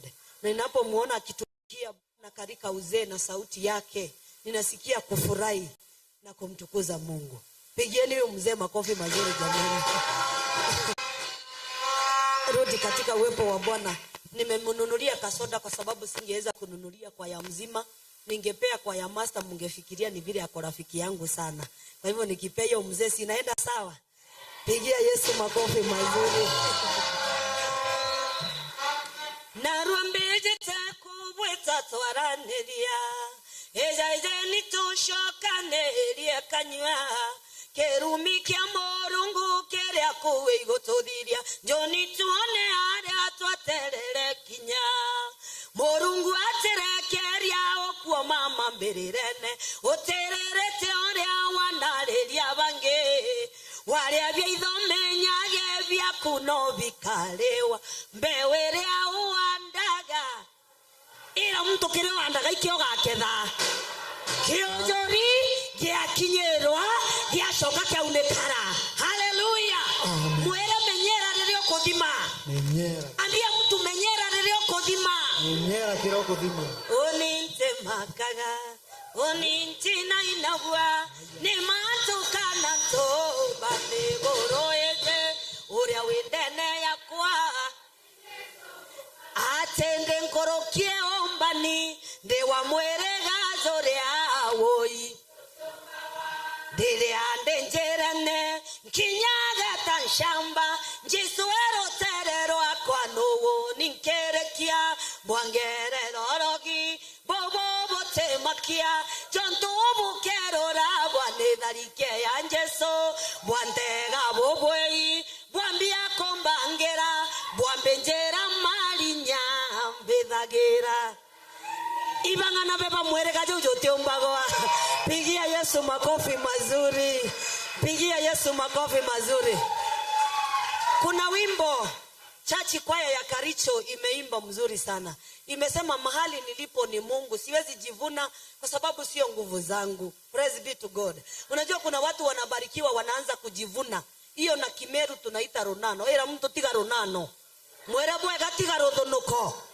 Wana wadhari mwatiga kogya naronano. Wana wakiru atiga kogya rodhonuko. Into wenavyo utonga wenabu. Kethira te morungu tende kwetherwa nabu. Biashara cia therema unduma ciokera miunda yagya maketha.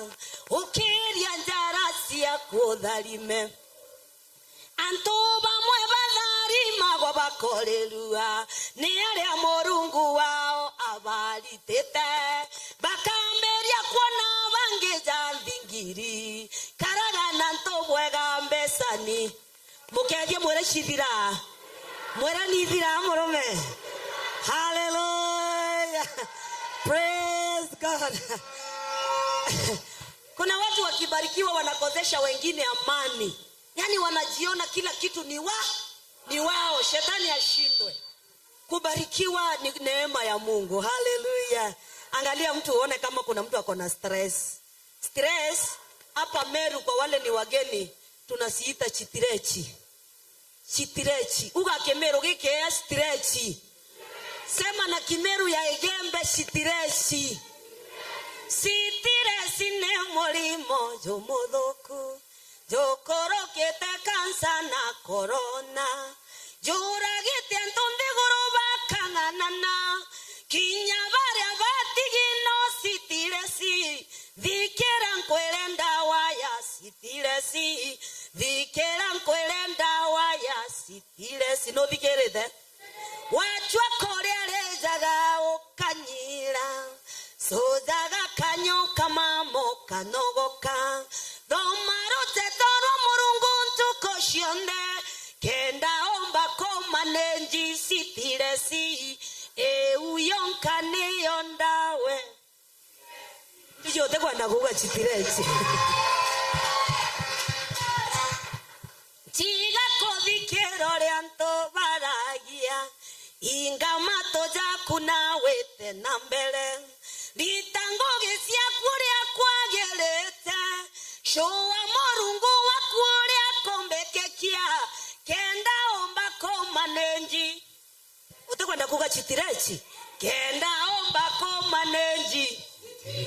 Ache wachwa korea lezaga okanyira. Sozaga kanyo kamamo kanogoka. Domarute toro morungu ntukoshionde. Kenda omba koma nenji. Ate uyonka niyondawe. Tigana na sore baria feki. Romba morungu wako ya sore bama. Baria baga wikagira inyale onde. Ware merwa baga kogwa tanjara. Ware merwa baga kogwa ta. Ate wacha korele jaga okanyira. Sozaga kanyo kamamo kanogoka. Domarote toro morungu ntukoshionde. Kenda omba koma nenji. Uyonka niyondawe. Kodira stress tio tonga muno. Kodira stress tio tangare inene te waka nyumba cia maiga ikwenda mwathani no kare kiria wina kio kagitathia era mtu reja gokanyira mwere thoma ruteto rwa Murungu. Pigia Yesu makofi mazuri. Dikira ninteto na jabu kana jaru bugo eterete tushirabere nji tutathira naja turathira naja ndenja njire ciakwa ugaga nanda sukwa bwego kauga nde malaya na njwere ina tiga kwigwa bwei ndera shengyo daugerende naendi nande indera nolele maguta ndera kele motorele zwakwa imbizo kwaga tiga kwigwa bwei ndekerango waithiri ugaga nethena na ndekera intega kande sikumetia motorere zwakwa imbizo tiga kwigwa bwei. Pigia Yesu makofi mazuri. Ndena rwembo ruru kuga ndiguru ni madharau era mtu ndiguru ni madharau mwere ni madharau guru ni madharau pio ndiguru eze umane ya madharau ndiguru eze gote omba ikonganera ndiguru eze utiomba kuga we sawa uria we sawa ni uri ndene ya mwathani muntu ari uthurania tubesa twawe na thina akairitaneria kendomba ikugura ngari akerwa etage na magoro mwerezo we kinya jijo kwenda mazoezi ndiguru eze umane ya madharau ndiguru eze uteomba ikonganira ndiguru eze utiomba kuga we sawa uria we sawa ni uri ndene ya mwana muntu aririta ngugi utuko na muthenya agaciata toro kendomba ikuria bwega oriria tubesa twabua twakogora nyama ndagitari akauga utebati kuria nyama ndiguru eze umane ya madharau ndiguru eze goteomba ikonganira ndiguru eze utiomba kuga we sawa uria we sawa ni uri ira mtu kaba gukara ndene mwathani uga bwega kaba gukara ndene mwathani kweli mbonjithie gakai kanya kange kareo si mumeonja. Yes, nimemaliza. Asante sana.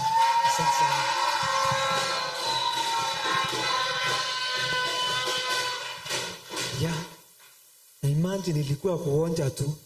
Na kama ni wimbo hebu tungoje wa nafasi, si ndio? Hiyo tunaingoja sana. Kwa hivyo saa hii juu ya muda bando naenda polepole, bando tunakuja. Amen. Ambia mwenzako bando tunakuja. Kuna mahali tumefika, ndio tunaanza sasa. Hiyo ni kionjo vile kutakuwa sasa. Kwa hivyo anakwaya kutoka hapa nitawapea nafasi. Kama mmejipanga tafadhali msikae tena, nafasi ni yenu.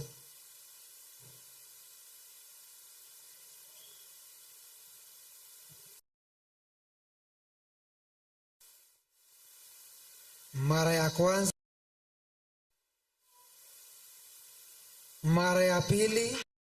Mazuri, makofi kwao. Karibuni sana.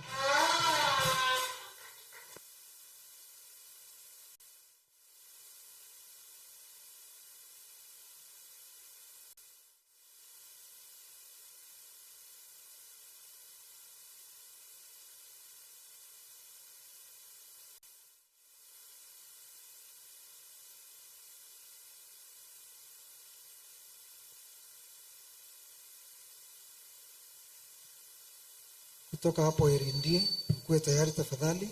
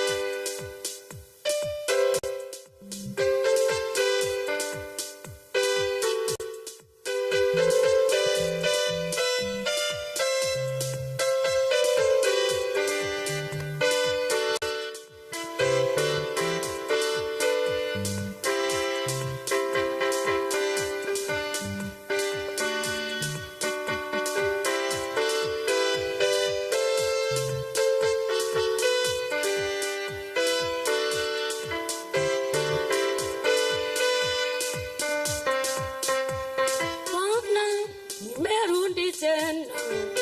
Yesu, nakushukuru, wengine sijui, ila mimi Bwana nimejua umenitendea. Nimerudi tena. Yesu, nakushukuru, wengine sijui, ila mimi Bwana nimejua umenitendea. Nimerudi tena. Yesu, nakushukuru, wengine sijui, ila mimi Bwana nimejua umenitendea. Nimerudi tena. Yesu, nakushukuru, nimejua umenitendea. Utukufu kwako, heshima kwako. Umenitenda,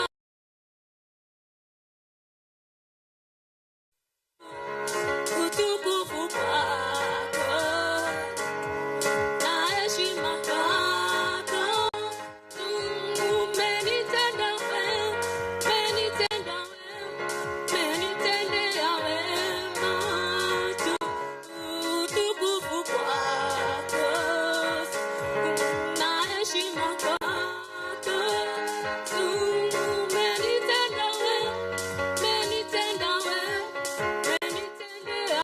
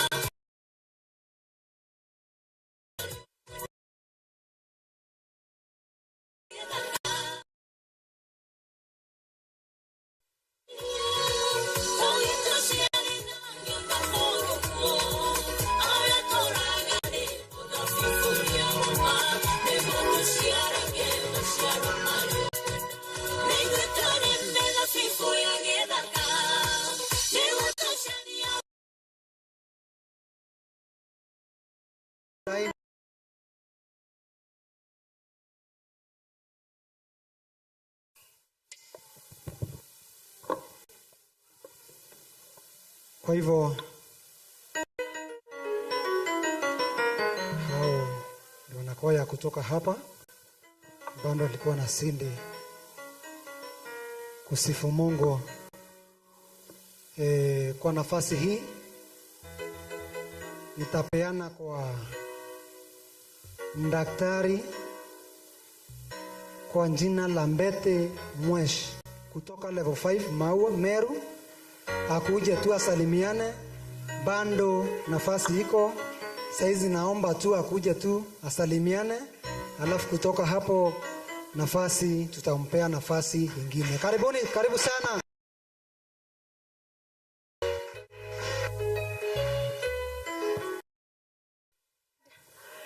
Bwana Yesu asifiwe.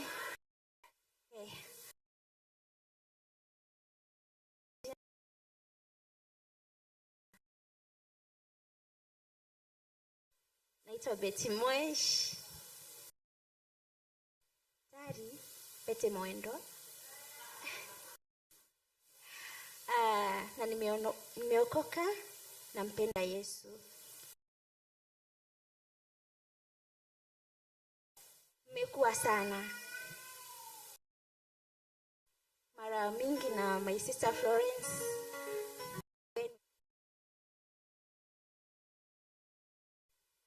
And imepanuka, ilikuwa ndogo, so you can see the grace of the Lord is sufficient. Neema ya Mungu imewatosha na izidi kuwatosha. Kama vile tumeambiwa historia ya kanisa, mlianza kidogo, and ukitaka kujua kama unakuwa kama familia, we are told that umeweza kuwa na branches kadhaa. Hiyo ndio nimeshika, ni kumaanisha that the righteousness of God ministry inaendelea kugrow, na venye ina grow imeenda mpaka Moyale, si itaenda itaenea pahali pote nchini for the glory of God. So na msichoke, muendelee kufanya hilo, because the Bible tells me that to whom much is given, much is required. So you have been given too much, and that's why me as Betty, mimi ni mwimbaji, na bado mimi ni daktari, na bado mimi ni mzazi, kwa maana Mungu amenitia mambo mengi, and I don't know kwa vile vipawa vyote amenipa ni gani, yani, because the Bible tells me that to me much is given, much is required. So I have to work all of them. I have to work out all of them for His glory, not my own, but for His glory. And nimepewa muda kidogo, mesema, you see we are in blue t-shirts, and this is called BF Suma. I'm not on behalf of Meru level 5, but I'm here on behalf of BF Suma. That is Bright Future. So nimeandika Bright Future. Yes, Bright Future. It's a pharmaceutical company in US. Yes?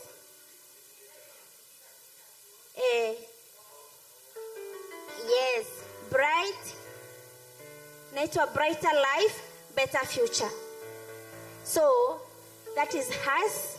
We work for BF Suma, Bright Future. Suma means Superior Unique Manufacturers of America. And we deal mostly with supplements. That is, I'm a wellness coach. I'm a wellness coach and do mostly in the nutrition and anything concerning kukaa vizuri. Tumeambiwa tumalize stress. Tumeambiwa tumalize stress. So hata mimi ukija kwangu nitakwambia one thing, niambia I am having headache throughout. Nitakuuliza unalala vizuri? Si ndio? Tumeambiwa tulale vizuri, si ndio? Unakula unashiba. Tumeambiwa tukule tushibe, si ndio? Actually Florence umefanya kazi yangu. But it's okay. It's okay. But as we kama vile tumekuja, we have a number of products that nitaweza kuwaeleza baadaye kama nitapewa nafasi, that tutaweza kutumia tuwe jinsi vile Mungu anavyotarajia sisi tuwe. Unajua wanaokoya wa Karicho walikuwa wanasema that when God created, alipea mwanadamu uhuru wa kuname nyomo tu get and other things. So when God gave us this dominion of everything, and when he placed us in the land of Eden, his plan was us to enjoy that land. As our dad in the morning was teaching us about when we were in the land of Eden, when God put Adam and Eve, where kwenye sisi wote tumetoka, ndio tuweze kuishi maisha poa. But something happened along the way. Tukakuwa werevu and things happened. Yeah? But God now, because of his love, he redeemed us through his son Jesus. So, kwa hiyo hekima yenye Mungu ametupea, that's what I'm here to share with you this day. That niweze kukuambia, you have to look your end. There are some of us who are just 20, but when they look at them, they may look at as if they are 50, as if they are 20.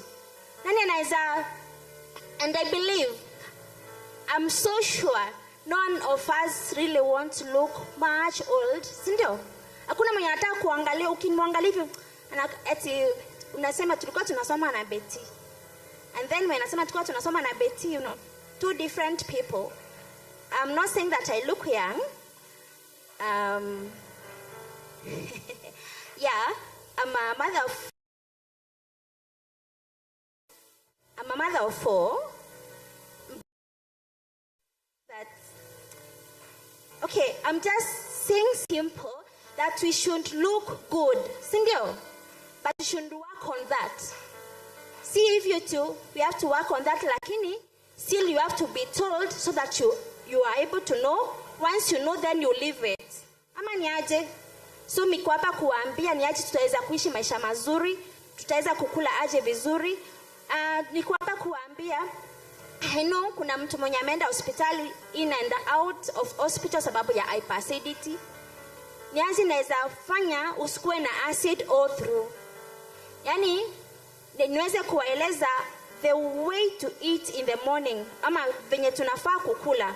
Do wengine wetu we just eat to fill the stomach, but how do we eat? When I say I do wellness, that's what I do. Like when you wake up early in the morning, what do you do first? What do you put in your mouth first? Florence, when you wake up in the morning, what is the first thing you are supposed to do? Good. Kwanza ni kuomba. Nashukuru Mungu that you are able to wake up. And then unakunywa maji as you ukiendelea na kazi zako za asubuhi. And then after that a minute, then you take your breakfast. And this breakfast, wengine wetu mezoea tu kikula mkate na chai ni hivyo. And then usiku ndio ukule kile kisahani kikupa mchana umefanya shughuli zako, unaenda kukula ukienda kulala. Just natamatisha. Okay, venye tunafaa kula, wacha tu niseme hiyo. Mimi kama nitapata nafasi nyingine. You are supposed to do like this. When you wake up in the morning, take your warm water. Okay? Like 500 mils. And then, but before the day ends, make sure you have taken around 2 liters of water or 8 glasses or more. Because maji ni uhai. Sindio? Maji ni? Yes. So, you take your water, then after that a minute or so, you take your breakfast. This breakfast, inaweza kuwa ni uji, ama inaweza kuwa ni chai. Alafu, tusizoe tu mikate ngano yani. You can do cassava, you can do arrowroot, you can do gouache, or ama ila chakula ulikula usiku ikabakia. That means in the morning, it's the most important meal of the day, breakfast. Wengine wetu nasema, mimi siwezangi kukula asubuhi. But before siku ifike pale saa 4 saa 5 umewezwa. So, you are supposed to take a heavy breakfast. Na heavy break si ile ya 5-star hotel. Hata ile chakula yako ulibakisha usiku, you can take it. And then, lunchtime, still eat well. Sawa? When tunaendanga kukula nyamcho, unajua hizo vitu si za usiku. Like nyama choma, ama maybe enye tunakula maybe nyama chemsha. Hizo the heavy proteins. Unakula maybe hiyo saa ya either asubuhi mpaka saa 7. Ndio jioni ukule tu your fruit ama vegetables na maji. Something light. Why? Sababu usiku uendi shamba ya mtu. Usiku hakuna kitu unaenda kufanya sana usiku, unaenda kulala. Tuko pamoja watu wangu? Umelala uamke usikie ni kama umelala kuchapa usiku. Unaamka unasikia kama ni kazi unafaa uende, unasikia ni kama hutaki kuenda. Ni wangapi asubuhi waliamka wanasema nitaenda church leo? Ama ni ile nilichoka usiku. Na si vile ulichoka jana, ni sababu ulitoka hapa late ukaenda ukakula kisahani kimeja, alafu direct to the bed. Ifai hivyo. Inafaa ukule usiku, inapaswa kuwe the most, hata unaweza kosa usiku, so that your body, unajua ipo inakuanga resting. Your cells, your metabolism knows I'm supposed to be resting. Ile time wewe mwenyewe umechoka, what tells you ni wewe umelala, ni akili imelala, huku tumbo hakujalala, digestion haijalala. You know, everything goes to a stop. Bokomenya. Kila kitu saa hizo inanyamaza, hata mpaka hiyo digestion. That's why ukiamka asubuhi unasikia umechoka kama mtu amechapwa, kama mtu amelala kwa shamba ya mtu. Alafu unasikia ni kama hutaki kutake anything, then every time unasikia tumbo yako imejaa tu gesi. So please, I'm just here to tell us, let us hit LV. Okay? Alafu wengine wetu no, hii kampuni nafanya ya wazungu, they tell us that we should take healthy meals like all grains, kama vile mahindi yenye hajatoanishwa. Na sisi tunaendelea Kavagara, by the way. Sisi tunapenda Kavagara sana. But imagine that is sifted meal. Yani tukienda scientifically iko tamu, yes, lakini haikuna kitu naweka kwa mwili aswa. So unapata sisi wenye tunapenda kuishi maisha poa, tunaenda tunauza ile mahindi yetu, alafu niende ninunue spaghetti na mchele. Praise God. Sasa wewe unauza ile kitu yako mzuri. Unajua wazungu ndio wanatengeneza hizo spaghetti, si ndio? Ndio wanatengeneza hata mpaka michele ingine tunaambiwa tuko na plastic rice. And so the more tunapata tunatia mwili yetu nini zenye hazifai. So what am I saying? Nasema what we have, let us not exchange. Maybe uuze marago yako, uende uuze zile vitu zako za dhamana uko nazo, so that you are able to get Indomie for your kid. Imagine the kids that we are going to grow from there. Ni watoto hata uwezi tuma wakateke maji mtoni. Why? Akitoka shule, the first meal ni Indomie. Ni wangapi wako na Indomie kwa nyumba? Young mothers. Si kuomoka. Kukuwa na Indomie na sosi. Mimi sisomi akili ya mtu. Na mimi na kanyama hapo pole pole, niuze maharagwe ndio ninunue nyama. See, we do that. Lakini that is not right. Okay? Sasa watu wa Mungu, hata tunaposoma Biblia, tunapofanya kila kitu, pia tuweze kujichunga mili yetu. Me, I work in the level 5 pale sasa tunaita Mary Teaching and Referral Hospital. You find there are so many cases of cancer in Meru. Si tumesikia hivyo? Why is it there are so many cases of cancer in Meru? Even the way we eat, what we eat matters a lot. Sasawa? So I just pray that maybe as the time goes, naweza pata nafasi njema, niweze kuwaeleza zaidi what we have. By the way, tuko na mpaka for BF Suma tunakuanga mpaka na vitu kama sabuni. If you want to, kama uko na mtoto umempeleka hospitali mara mingi sana, maybe ako na mashilingi, just have a soap. That soap inaitwa Anatic Herbal Soap, and it is very nice for all kids, mpaka hata newborn babies and everyone. Kama uko na pimples, kama yani zile vitu zenye inakusumbua kwa skin topically itakusaidia. And okay, mimi kama uko na nini ya mwili, tuliambiwa leo tuko na daktari wawili wa kiroho na wa mwili. Sasa mimi wa mwili nashughulikia maslahi ya mwili. Please don't go home if you are feeling unwell. Just come tell me this, what can I do? At least I'll be able to help you in both sides, both nutritional wise and maybe the other way, the conventional way. Sawa? Natumai Mungu atazidi kutubariki. I didn't come alone. Nilikuja na rafiki yangu ambaye ni mama yangu, pia nampenda sana. Nilimwambia I'm not going alone, please let's go along. And hakuwa anajua tunakuja wapi. Tunafika pale, tumefika. Tulifika Militita ukafika tumefika. So and I love her so much. So mommy, please say hi as we continue. Hallelujah. Bwana Yesu asifiwe. Wacha niseme nina furaha siku ya leo ya kufika hapa. Nashukuru Mungu ni kwa sababu nyakati na majira zinakuanga mikononi mwake. Nashukuru kwa ajili ya makaribisho ya mahali hapa. Nashukuru pia kwa neno. Maandiko leo tumeambiwa tukaweze kujua neno la Mungu kwa wingi, ndiposa tukaweze kumpinga shetani.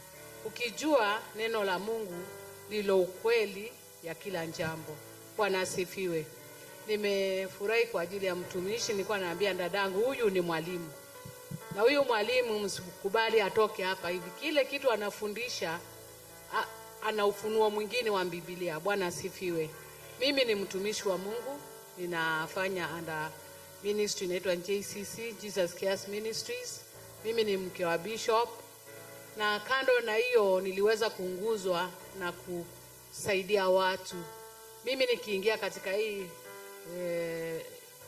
BF Suma, hii company, nilikuwa na shida ya magoti. Singeweza inama, singeweza piga magoti, na tunaambiwa tukaweze kumwabudu Mungu hata tukipiga magoti.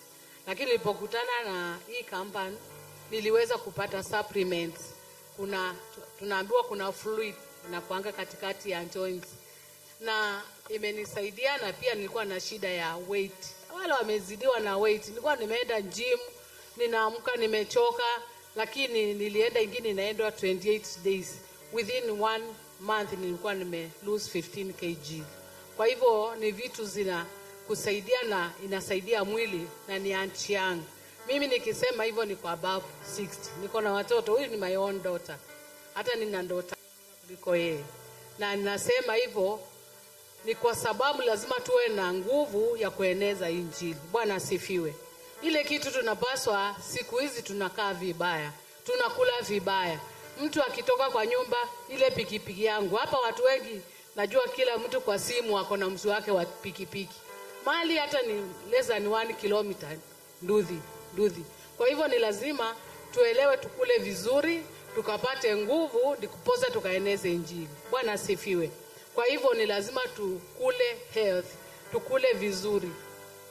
Na nasema leo, na sioni aibu na siogopi kusema, watu wengi wanakufa mapema kwa kukula vibaya. Tunakula vibaya. Unakula tumbo imejaa mpaka hata tumbo saa nyingine kuna vitu inakataa. Ukiuma hivi acid. Ni kwa sababu hata ni vile ingeongea. Kwa hivyo tumekuja tukaweza kufundishana, tukakule vizuri na tutembee. Na asubuhi ukiamka, ukiomba, ukitoka kwa kitanda, amsha nerves, amsha mwili wako, fanya exercise kidogo. Sio amke mwingine anaamkanga straight kwa breakfast. Ni lazima tunjifundishe na tufundishe huu mwili. Hata kufunga, juzi niliangalia kwa TV, kumbe hata kufunga inasaidia kuponya mwili. Unakula mpaka hata kutembea ni shida. Ni lazima ujinyime, lakini usio ile ya shakaola. Tunaambiwa tusome neno la Mungu, tujue ukweli. Ukweli ni neno la Mungu. Utaniambia ufunge, nifunge na wewe ukule. Kufunga lazima kuna kile kitu nataka kuongea na Mungu wangu. Kwa hivyo ni lazima tuelewe ukweli. Ukweli ni neno la Mungu. Na tukijua ukweli, Biblia inatuambia itatuweka huru. Tumekuja hapa tunjifundishane ukweli wa Mungu na ukweli wa kukula. Sio kila kitu nakutana nayo leta hapana. Lazima tuwe na adabu. na tuwe na nidhamu ya maisha yetu, na Bwana awabariki. Asante sana. Thank you. Asante sana. Hao ni daktari wetu kutoka Meru level 5. Wametaja mambo kidogo kuhusu afya. Umejielewa, umeelewa njia ya afya mzuri. Kwa hivyo kwa nafasi ya pili tutawapea hili waweze kusindi kutuelekeza zaidi jinsi tutakavyoishi vizuri kwa afya nzuri. Kwa hivyo kwa sehemu ya pili nitawapea nafasi ikifika hili waweze kutueleza zaidi jinsi tunavyofaa kuishi. Kwa hivyo kwa sasa nitapeana nafasi kwa wanakwaya kutoka Irindie, na tafadhali kuimba umoja kwa haraka zaidi juu ya muda vile tumeenda, ili tuweze, bado hatujaanza anniversary yetu, ndio tunataka kuingia katika kuanza sasa, na tusitaki kupoteza muda zaidi. Kwa hivyo wanakwaya kutoka Irindie, karibuni sana, karibuni sana. Tuanze.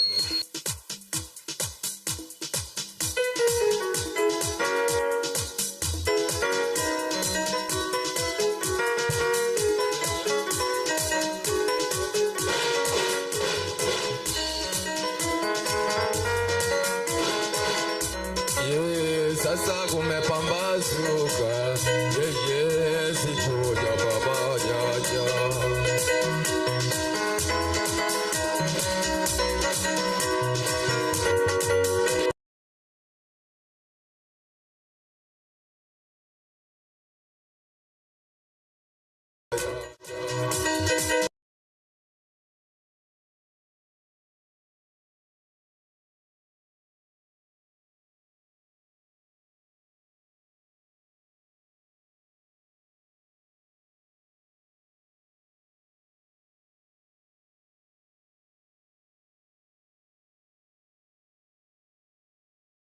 Yeah.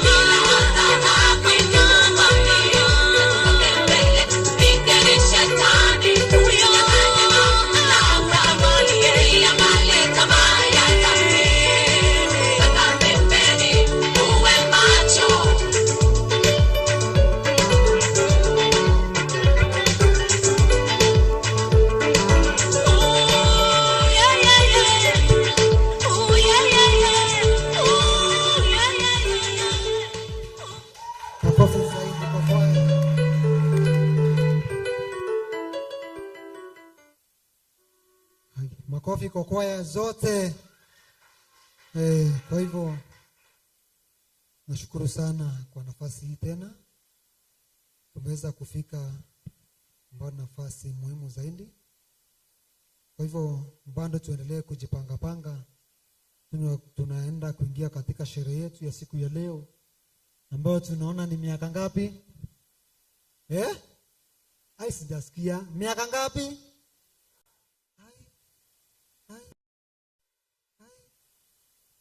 Miaka ngapi? Miaka 6 sasa ndio tunaingia sasa.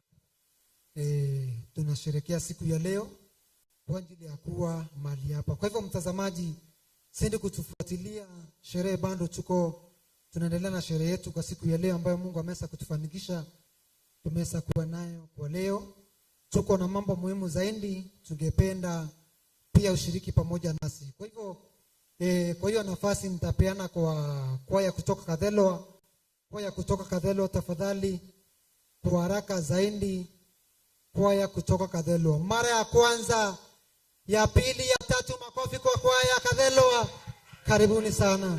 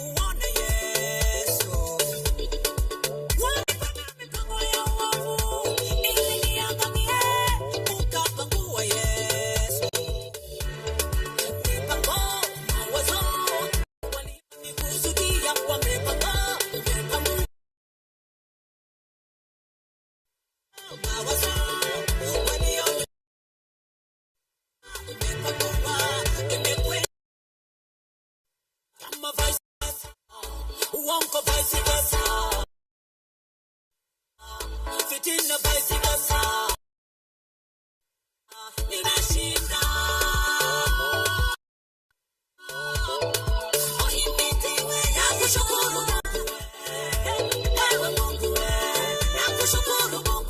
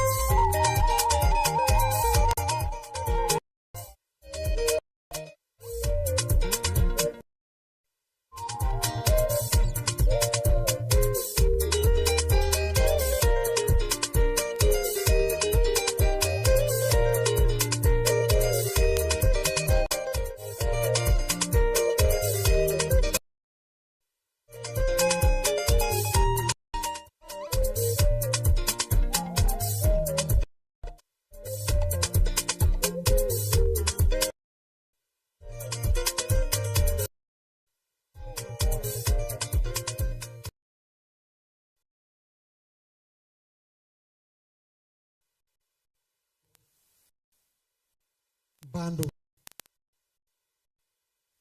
keki Yesu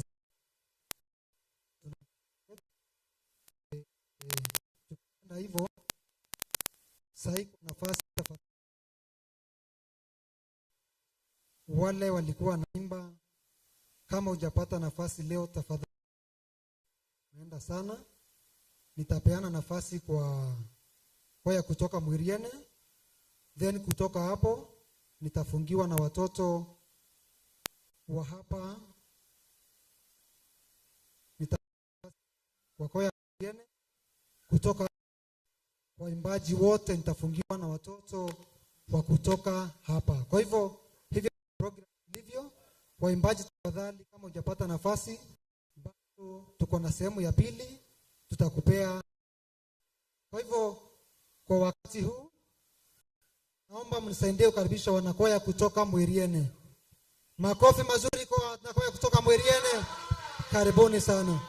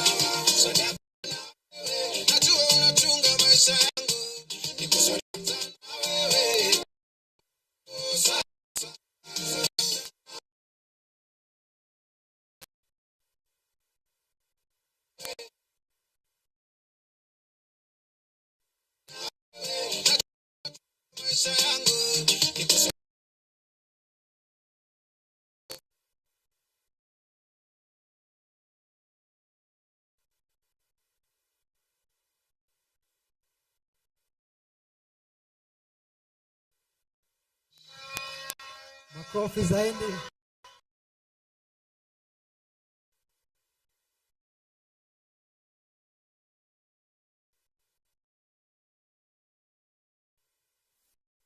Tafadhali watoto, nafasi yenu.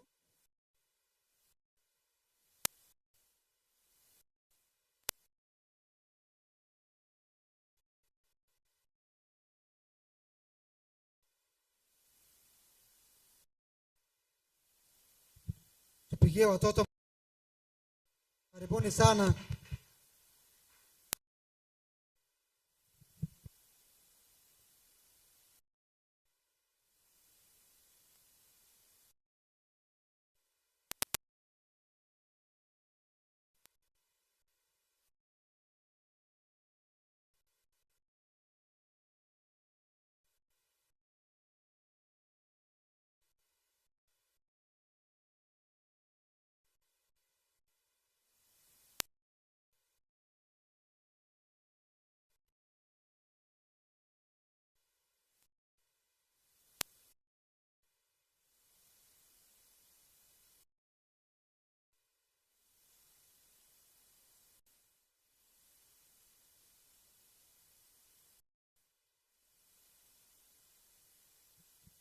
Hivyo tunaingia kwa ibada ya keki. Watoto wakimalizia ndio tunataka kuanza sasa, tukiingia kwa kukata keki ambayo ndio imeweza kutuleta hapa siku ya leo, na tumeweza kuja ili tufurahie kwa zile siku ambazo Mungu ameweza kutujalia kuwa mahali hapa. Sasa kwa miaka 6 tulianza mpaka saizi hapa tuko na miaka 1, 2 mpaka 6. Ndio maana tumefurahia siku ya leo.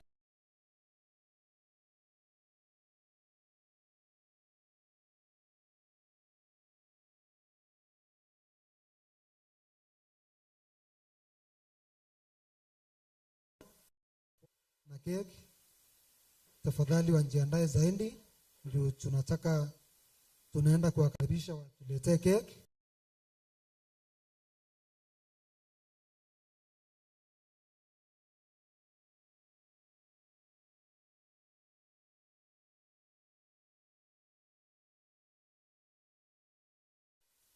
Ni furaha ambaye ameweza kuwa pamoja nasi kwa siku ya leo. Wageni wetu wote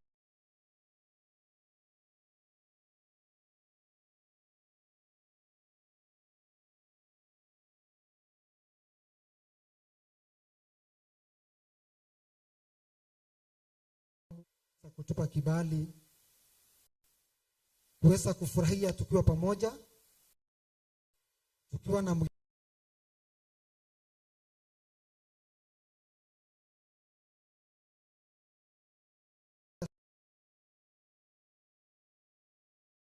karibisha na mkaweza kujiunga nasi pamoja, ambao ni siku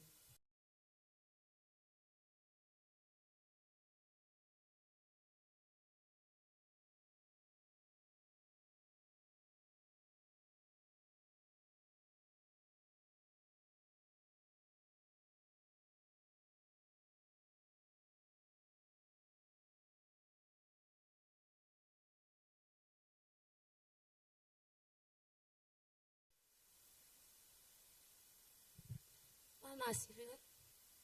Kwa wazima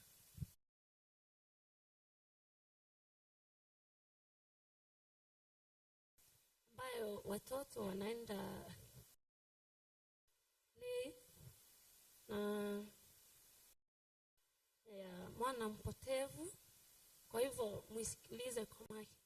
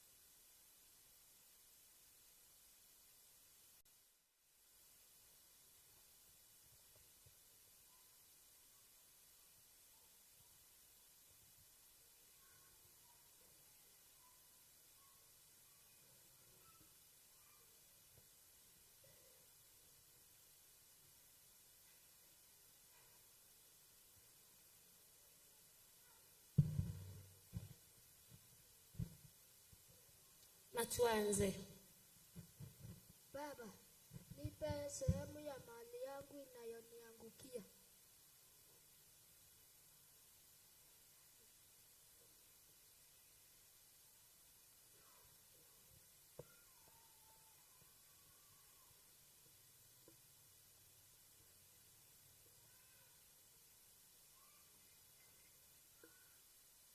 Fanyikazi, ende ukachunie ng'ombe majani.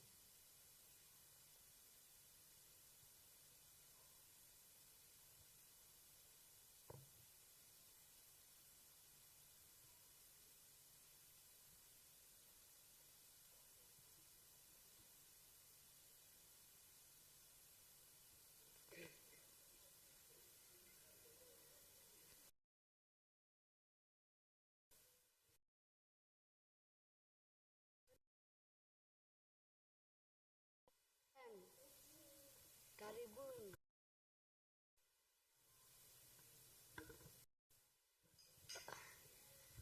Ni ati mkawaremba. Na mkawaremba. Wawekea moya moya. Moya moya. Wawekea moya moya. Wawekea moya moya moya. Mambo ya haraka.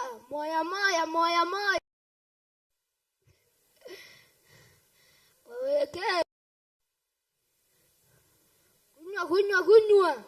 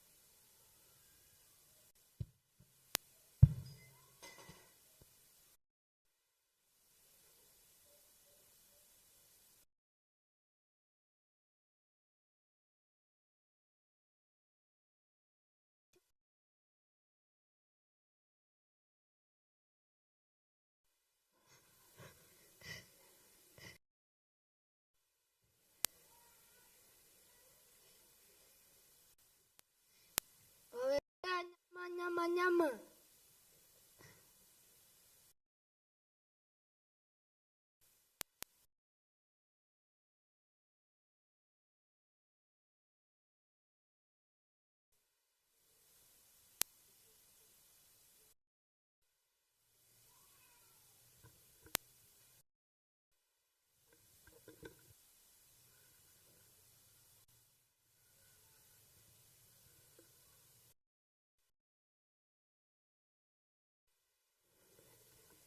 Habari yako?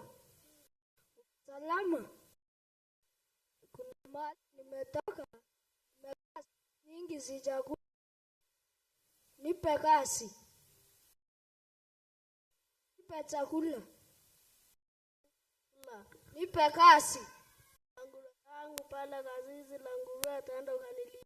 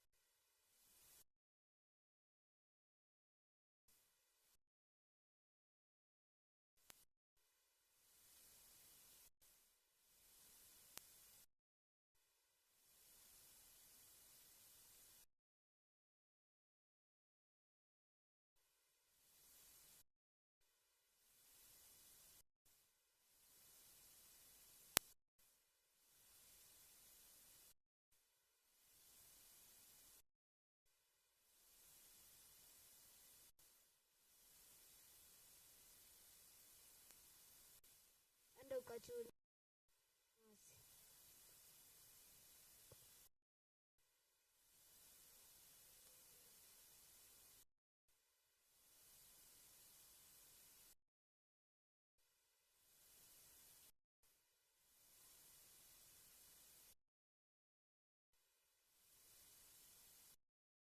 Mtumishi wangu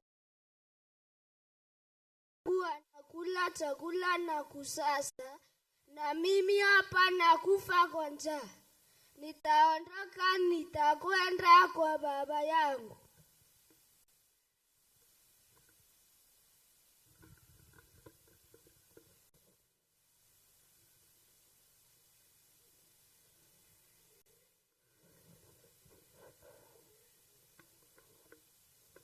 Baba, nimekosa juu ya mbingu na mbele yako, sistahili kuitwa mwanako tena. Nifanye kama mmoja wa watumishi wako.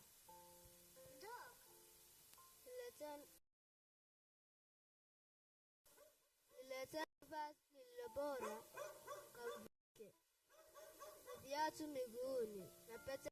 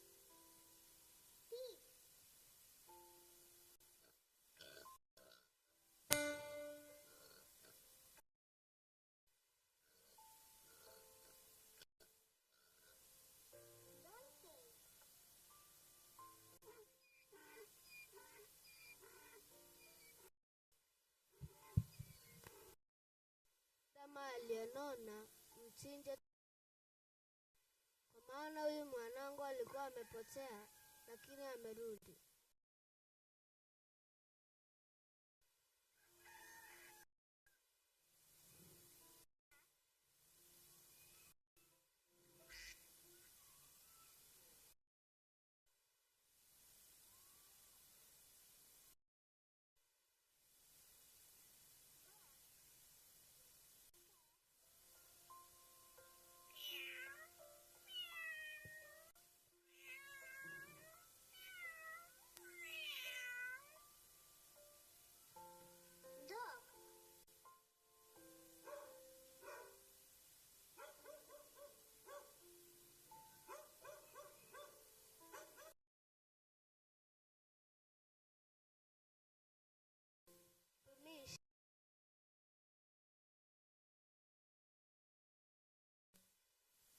Nini kinachoendelea nyumbani?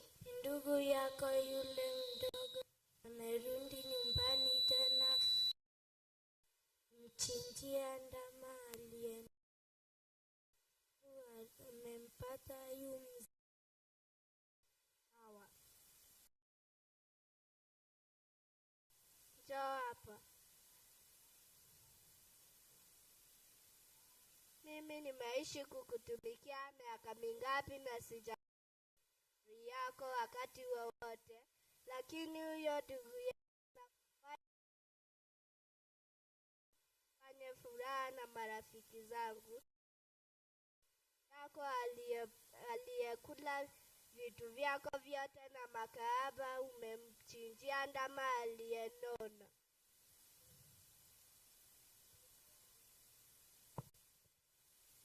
Alikuwa amekufa lakini amefufuka. Alikuwa amekufa lakini ameonekana.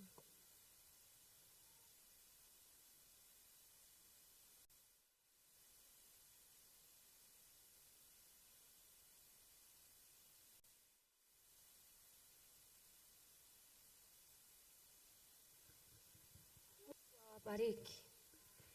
Asanteni sana. Kwa hivyo makofi mazuri kwa watoto. Kwa hivyo kwa nafasi hii nashukuru kwa wote waliosifu Mungu pamoja hapa siku ya leo. Kwa hiyo nafasi nyingine tafadhali, nilisema waimbaji nimefungia hapo, nisaidiwe tafadhali. Kwa hivyo waimbaji wote tumefungia hapo. Kwa nafasi, kwa sehemu ya pili tutakuwa na nafasi zaidi, tutakuwa nafasi ya madaktari. Tuko na watu kutoka kwa Consolidated Bank walikuwa hapa ili watuelezee 1, 2, 3 vile tunaweza faidika na vile tunaweza kaa sawa sawa. Daktari wanatuelezea afya zetu. Tuko na wageni wengi ambao bado sijapata nafasi ya kuwataja hapa, lakini bado watapewa nafasi. Basi shukuru Mungu siku ya leo. Amen. Kwa nafasi hii nasema sorry tafadhali, muda vile haikufaa, lakini hata tuelekee hapo pengine. Kwa hivyo kwa nafasi hii nitaomba kila mmoja apate kusimama ili tuweze kukaribisha Bishop Ibu ambao ni pastor wa hapa. Kila mmoja apate kusimama tafadhali. Tusimame kwa miguu yetu ili tumkaribishe apate kutuelekeza mahali hapo pengine. Mara ya kwanza, mara ya pili, ya tatu, makofi mazuri. Karibu sana. Haleluya. Haleluya. Haleluya.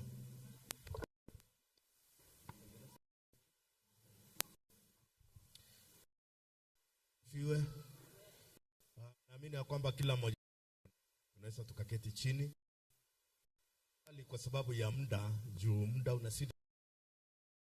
Nataka wasungaji wote wakuje hapa.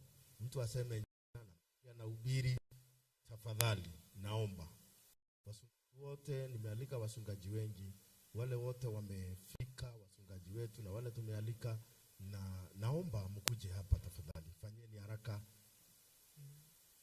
Na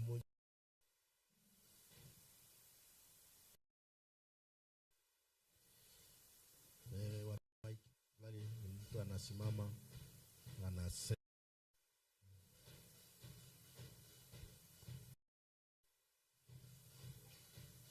tutamalizia na wewe. Wewe unaweza rudi tu, tutamalizia na wewe.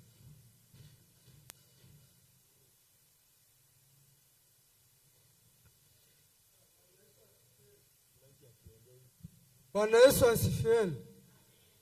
Kwa majina na hudumu kanisa la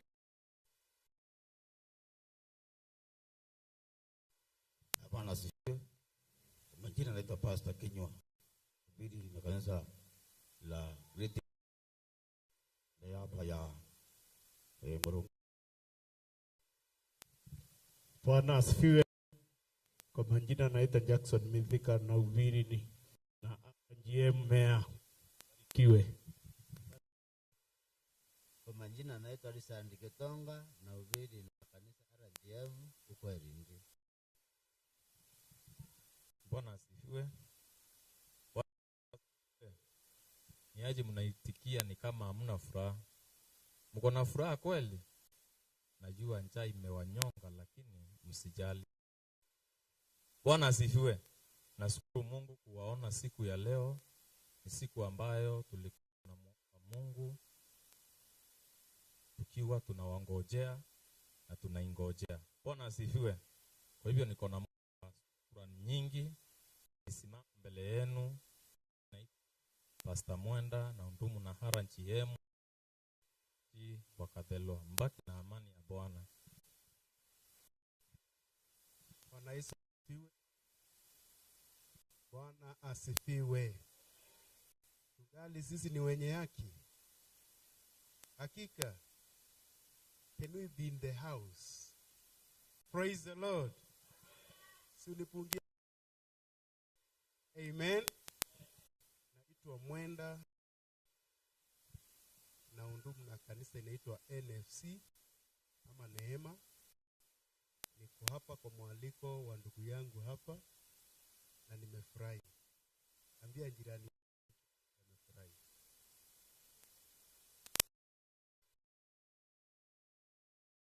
Namsa wachungaji wote wala tulikuwa tuwe hapa.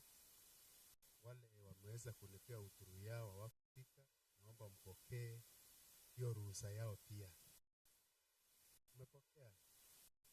Kanisa tunaipenda katika mji huu. Tunafurahishwa na kazi inayoendelea. Nimefurahi kuona huyu yangu akihubiri.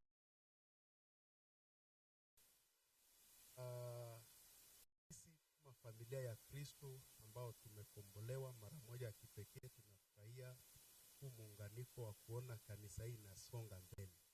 Amen.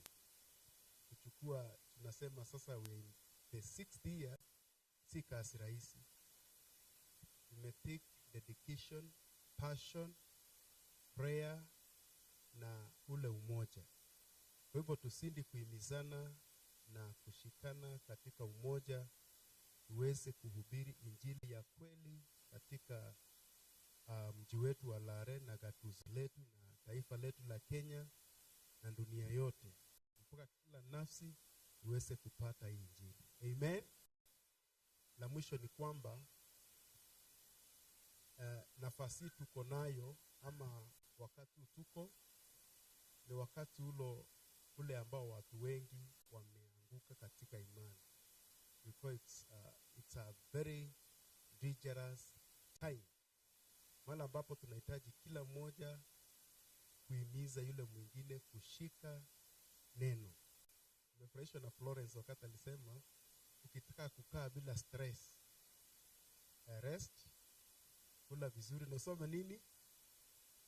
Tukisoma neno vizuri na tukishika vile neno linasema na tusome the whole one, tutasimama katika haki.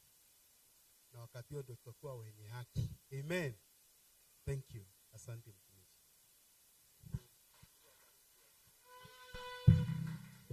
Wapigie makofi mazuri. Amen. Nashukuru kwa vile mmeungana nasi. Tafadhali naomba kila mtu ambaye ana shughuli nje aingie ndani. Tumefika muda ule mzuri sana ambao muda tumeombea muda mrefu, tumetarajia muda mrefu, ndio tumesafikia. Kwa hivyo wale wote wako nje, waambie waingie ndani. Kama una shughuli yoyote nje, ingia ndani. Wamesikia au la? Okay.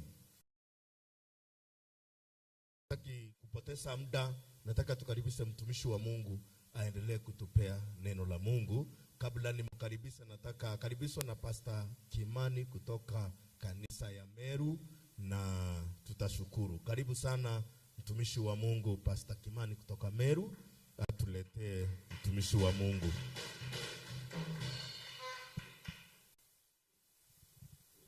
Bwana asifiwe. Kama unaniona unisalimie hivi. Mko sawa?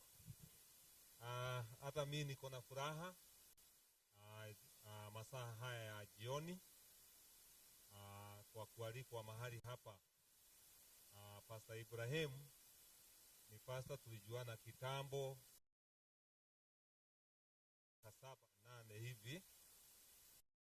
Kwa tuko na shule moja nayo Nairobi ya wachungaji. Mwenye anagependa kujifunza neno la Mungu ni kwa kuwa katika kanisa nimekuta huku Meru pia, kwa sababu nilitumwa hapa Meru, nilikuta wakiongea kuhusu Romans chapter 3 verse 23, na wakawa wamefika Romans chapter 3:23 na wakakuwa mahapo. Wakasahau kuendelea kusoma Biblia, hawakuweza kuona mstari wa 24. Biblia inasema hivi katika Roman chapter 3 verse 23 kwamba kwa maana wote wamefanya dhambi na wamepungukiwa na utukufu wa Mungu. So kuanzia hapo, tangu nilipokuja Meru, nilikuta madhehebu mengi zaidi wanasema namna gani. Hata kama Yesu Kristo alikufa kwa ajili ya dhambi zetu, still sisi hatuwezi kuwa na haki ya kuitwa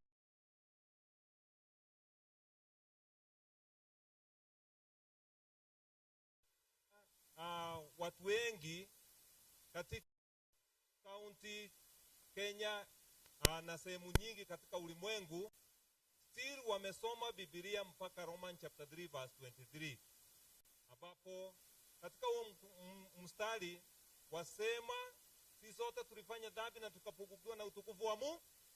So tukikwama hapo tutaenda mbinguni ya majehanamu. Haleluya. Ukisoma Roman chapter 3 verse 23, ukwamie hapo utaenda wapi? Jehanamu. So kama hutaki kwenda jehanamu, unataka kwenda mbinguni, lazima uende wapi? Uendelee kusoma, uangalie 24 inasema namna gani. Amen. So 24 nafikiri mchungaji atatufikisha hapo, atueleze vizuri kuhusu 24 kwa sababu yeye ndiye mnenaji mkuu, amekuja kwa ajili ya kushiriki na sisi, atuonyeshe jinsi kweli tuweza kufanyika kuwa wenye haki. Amen. So nashukuru Mungu sana kwa sababu ya Pastor Ibrahim na kanisa lote lenye liko hapa, tukisherekea miaka 6 tangu shirika hili lianze kuhubiri injili ya ukweli. Amen. So niko na moyo wa shukrani ni kwa kuwa tuko na Reverend Pastor Nelson. Tunataka aweze kuja, aweze kutuongoza kipindi chenye kinaendelea. Kwa hivyo Reverend, tafadhali karibu Meru, uzidi kutueleza zaidi. Karibu.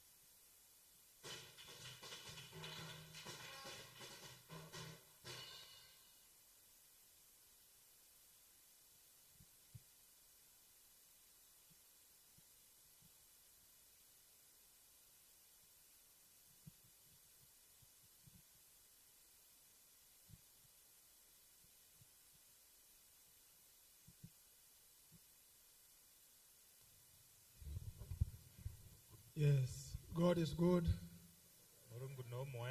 all the time, and that is his what?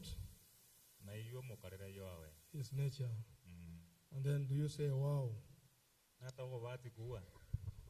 Wow. Yes, so how about Satan? Satan is evil all the time. And all the time he is evil, and that is his what? Nature. But to him, don't say wow. I want to read the Bible in the book of Genesis chapter 3. From verse 6, we are going to read up to verses 11.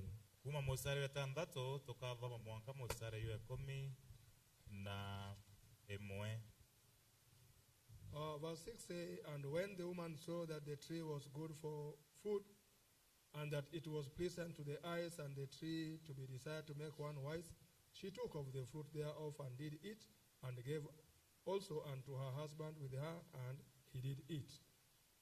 Verse 7, and the eyes of them both were opened, and they knew that they were naked, and they sewed fig leaves together, and made themselves aprons.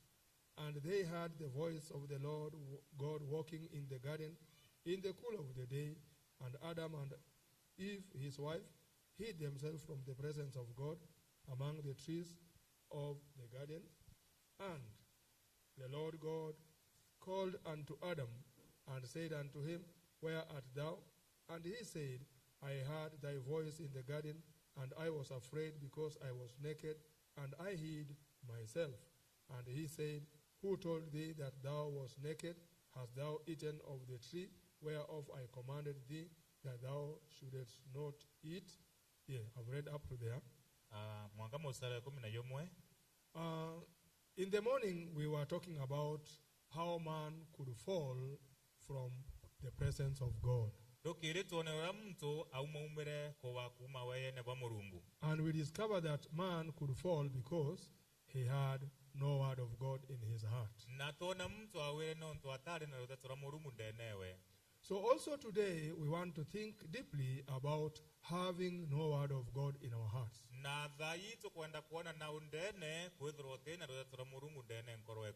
Yeah, when Adam and Eve had eaten from the tree of knowledge of good and evil, that knowledge entered in them. So knowledge of good and evil. Which knowledge? Knowledge of good and. So this knowledge, is it good or bad? Yeah, so many people think this knowledge is good. Yeah, Bible is saying that whatever happens to man is always good. And that whether it is evil or it is good, the answer is good. So in Romans chapter 8, verse 28, Bible says, all things work together for good for those who love God, who have been called by the purpose of God. Yeah,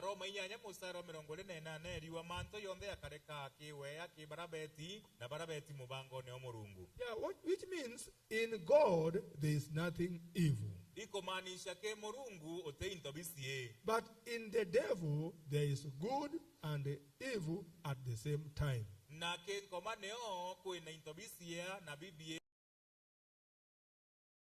the world of Satan, this knowledge came to men.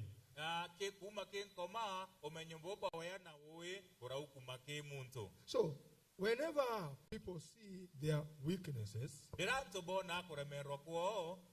if you see your nakedness,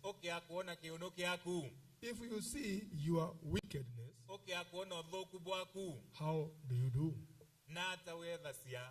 Who wants his or her nakedness to be revealed?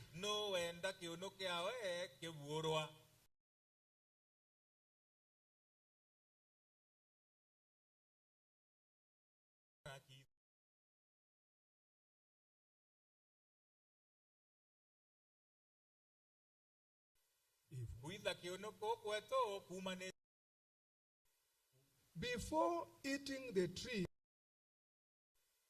men were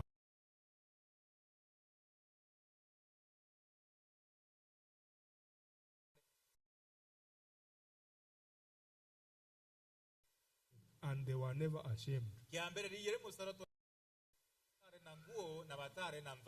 But in Genesis chapter 3, verse 7, now shame is coming.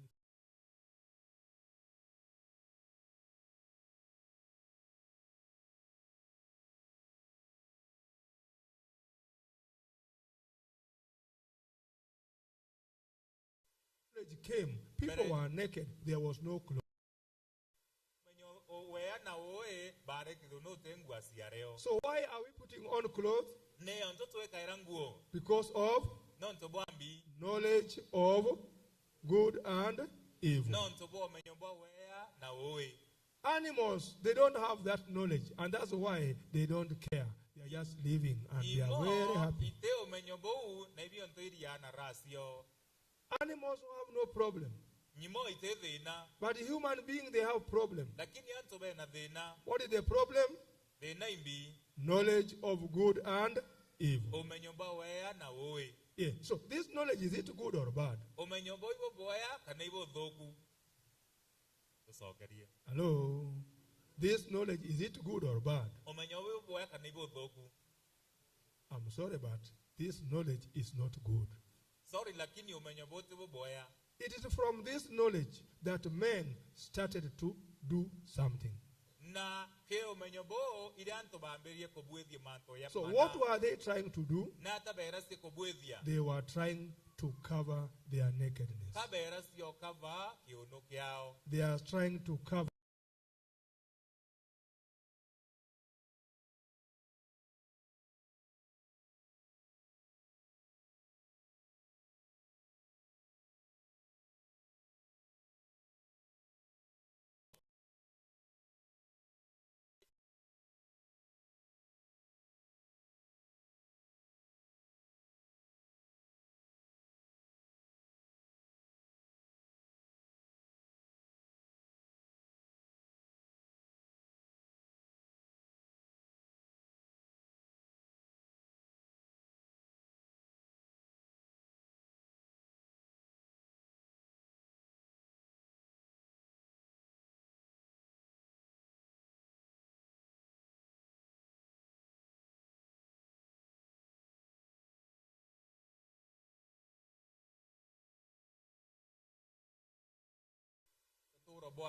Yes, it will cover you if the heat of the sun continue.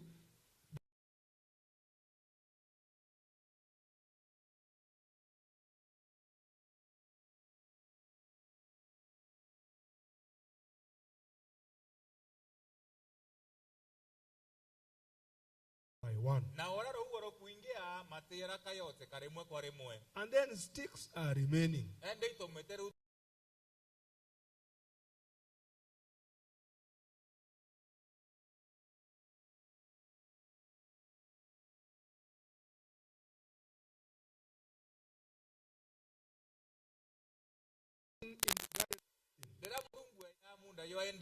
Was to stand before God, or Adam was running.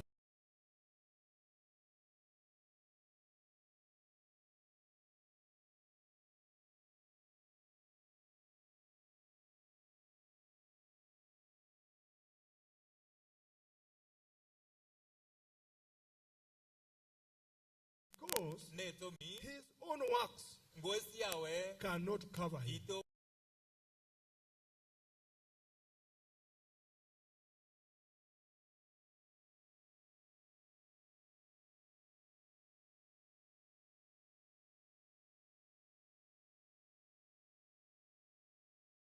Something good to cover their weaknesses.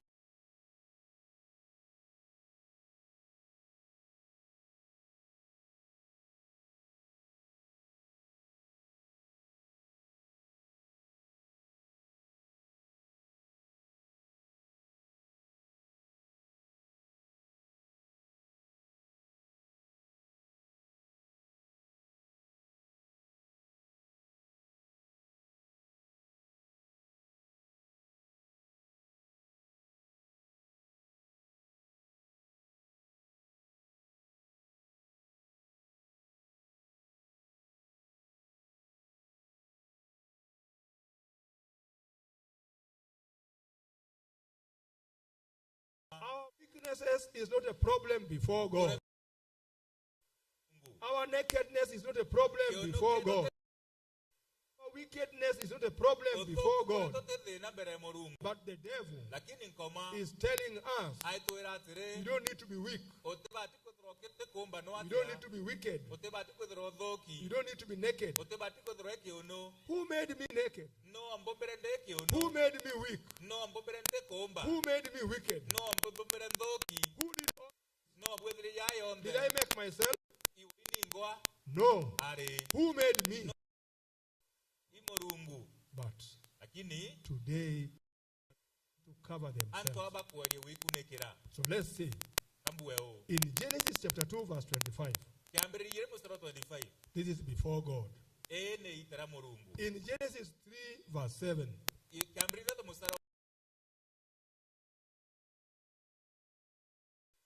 25 men did nothing to cover themselves. People were not ashamed of their nakedness. They were not ashamed of their weakness. Their wickedness had no problem. But under Satan, in Genesis 3 verse 7, wickedness became a problem. Nakedness. And our weaknesses became a problem. So where do you want to be? Satan, where you are working every day to cover yourself? Or you want to be under God where you don't care whether you are naked or not? Problem is, this knowledge has disturbed all men in the world. And now God is looking at man. How man is suffering. I have my wife. I have 4 children. My children, sometimes when they see how I am behaving in the house, they see my lackings. I have the firstborn now is 26 years. I have the secondborn which is now 23 years. I have another one which is now 21. And I have another one which is 2 years, 9 months. Yeah, that's how God gave me children. But now when they look at me, they say, yes, you are our father, you are a pastor, but you have many things lacking. Also when my wife look at me, yes, you are my husband, but you have many things lacking. Also me, when I look at my wife, hey, you are my wife, but you have so many things lacking. Children, you have things lacking. Yes, we are lacking one another. But I'm still their father. My wife is still my wife. Oh, they are still my children. In the house we know how lacking and how weak and how wicked we are. All of us. But do we have any problem? Is there any problem there? Yeah? Hello? Is there any problem? Oh, there's no problem. I want to tell you, even in the church, we have brothers and sisters. A true church, you will know the lacking of your pastor. I'm sorry, but you will know also the weaknesses of your pastor. Oh, you will know the lackings of the elder of the church. We will know another. True church, knowing the weaknesses of one another. But now the devil is telling us you don't need to be weak. You don't need to yes, in the you are covering very well. I'm sorry, but even many people don't know where the pastors are living. In our mission, pastors are living in. And now that's why brothers and sisters come to the church anytime. And now it is like, hey, can you find a pastor sleeping? They find me sleeping. I don't have. Why? Because also I go to toilet. In some churches, pastors like angels.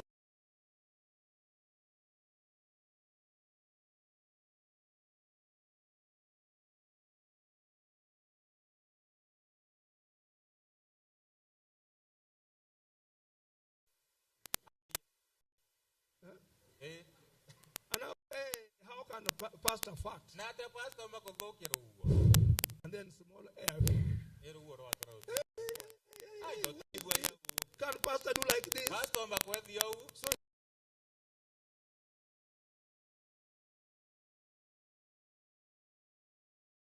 eaten badly the way those sisters were saying. They have not eaten well.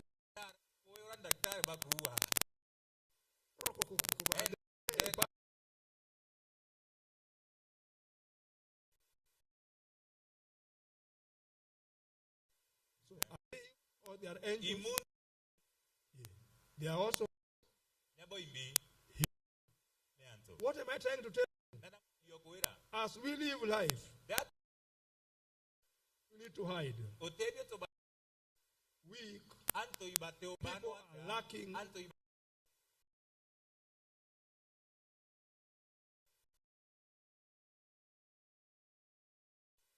hit you, muntu akunyula, will you feel? ukaiwa murimu. You behave like you cannot feel pain. Maremo asio bakubunya.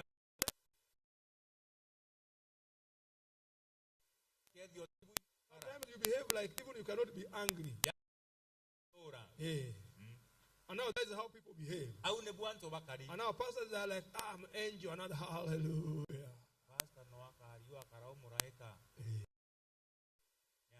Never on earth. I want to tell you with plain language. Every human being is weak. Every human being is wicked. Every human being is naked. Even though you behave as if you are not, but you are. If it were only pastors, I would have told you many things. Because pastors sometimes they behave as if they are not living in this world. And especially when they are before their members, it's like, hey, in another world. And the members are in another world.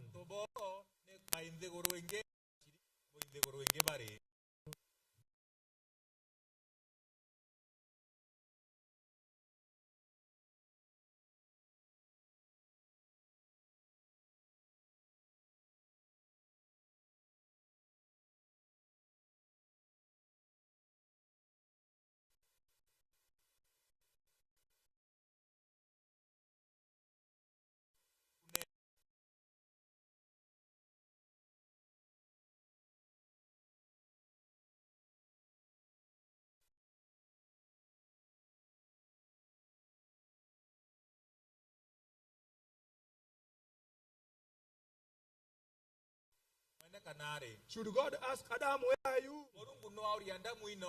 God was not concerned where he was. God was seeing him. God wanted to know, where is the position of your heart? Is your heart with me or your heart is with Satan? This is why God is asking, hey, where are you? Hey, Mweni, where are you? Hey, Nani, where are you? God is not asking because he's not seeing you. God is asking because the position of your heart is wrong. So many Christians today are sewing fig leaves, mean they are working to cover their nakedness.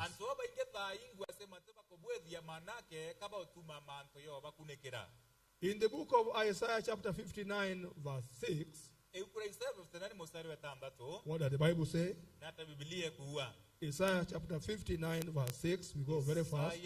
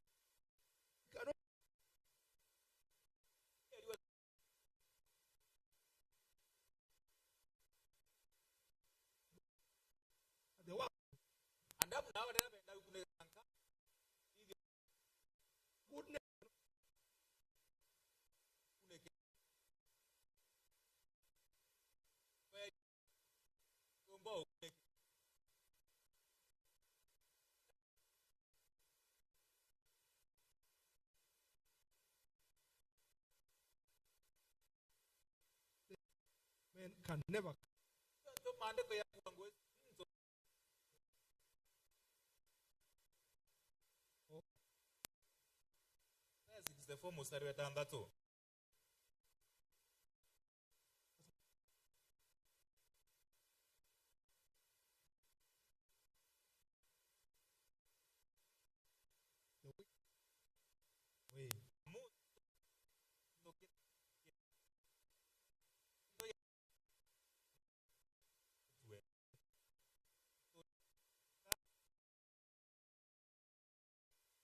ya toburukagia tauria ruo toburukagia. Yeah, so in 59 the Bible says our works. In 64 the Bible says all our righteousness, all our goodness are filthy rags.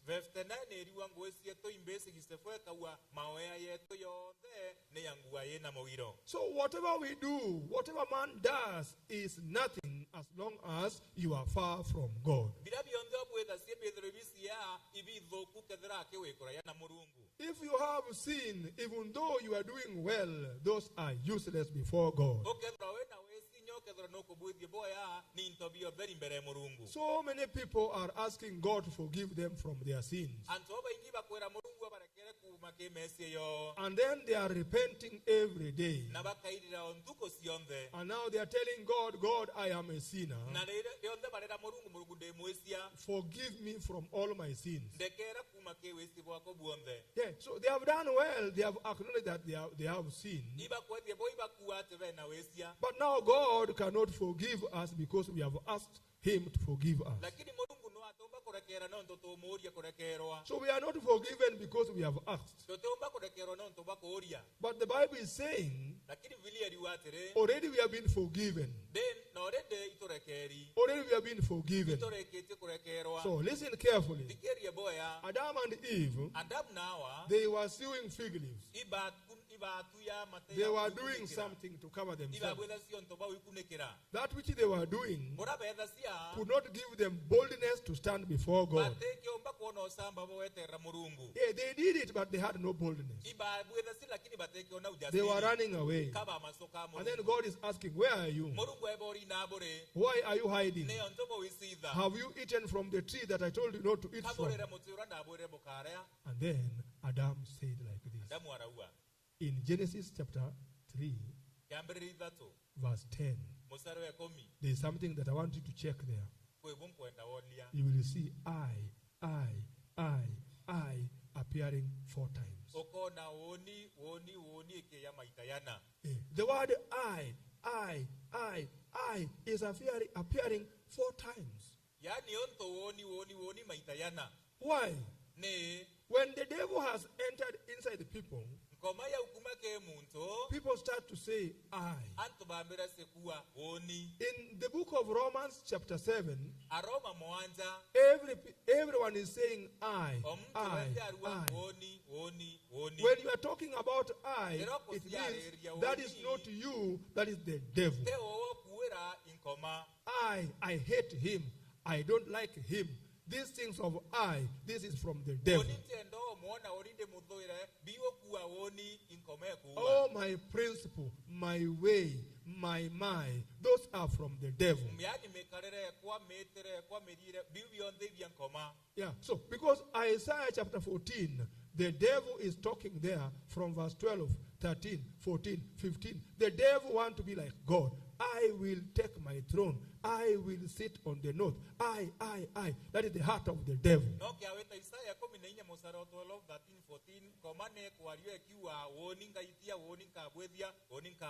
So whoever has received Satan will always talk of I, my, mine. Why?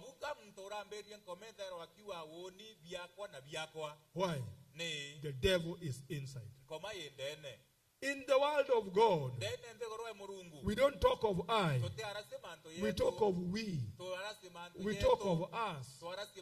We talk of our. So the world of God is a world of together. But the world of Satan is the world of individualism.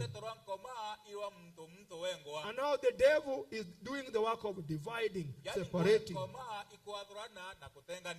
And now God is only happy when people are together, praising and working together. So pastors who want to work alone, they are not driven by God, they are driven by Satan. Having the heart to separate, having the heart to divide, having the heart to be alone, that is the heart of Satan. And that's why God hates people who are talking of my, mine, like this. Today, I really want to tell you, which heart do you have? inkoro ereko weneo Do you have the heart of Satan? imoyo nkoma winasuo How can you know that you have the heart of nataumba Satan? kumenya wina moyo nkoma You are still telling God, I am a sinner. ndirakwira Murungu ati wewe mwezia You are not together with Jesus. boteke mona Jesu Once you come together with Jesus, ndirabo yake mona Jesu now it is not you, te uwereu it is we. ne batwe And when we talk of we, na dawa arerie batwe there is no sin in we. ote wezia kire bunganire na But Jesu in I, lakini ke woni there is sin. kwina wezia So are you we or you are I? ende wewe boy noe kana we wowe Are you together with Jesus or you are alone? kabo eke mona Jesu ka we If wengwa you are alone, then you will say, I am a okay sinner. akotra wewe ngo ka we mwezia Yeah, look at the Bible. olede Biblia If you look at your Bible, okolia Bible eku then you will see Numbers chapter 14, okona kiambere gotare 14 verse 24. musaro 24 What does the Bible say? nate kuwa Numbers 14, Numbers 14 verse 24. mustare yua 24 na ena. Are you there? Yeah. Please, if you don't check the Bible, you will misunderstand. Okarea kuolele Biblia okelewa bie mwanya bingi. Yeah. So in verse 24, Bible say, but my servant Caleb, because he had another spirit with him, and hath followed me fully, him will I bring into the land whereinto he went, and his seed shall possess it. No Caleb nthumba yakwa tontore are na kirundu wa mwanya na nthingatete na weru one wo wakinyanthe iu na nsiara cia wa igatura ku. So another spirit. Kirundu kenge. Another what? Another spirit. What does it mean? Nimbie kumanisha. These are how many spirits? Yu ni rundu biana. These are two spirits. Bibiele. We have the spirit of man and the spirit of God. So that of man and that of God, when they are all together, it gives people life. So you don't need your own spirit. Your own spirit is the spirit of the devil. Your own spirit is the spirit that is of your own thoughts. But having another spirit means you have the heart of God. You have the word of God. So when you have another spirit, then this spirit, the spirit of God, will guide you. Look at David. The Bible says David had the heart of God.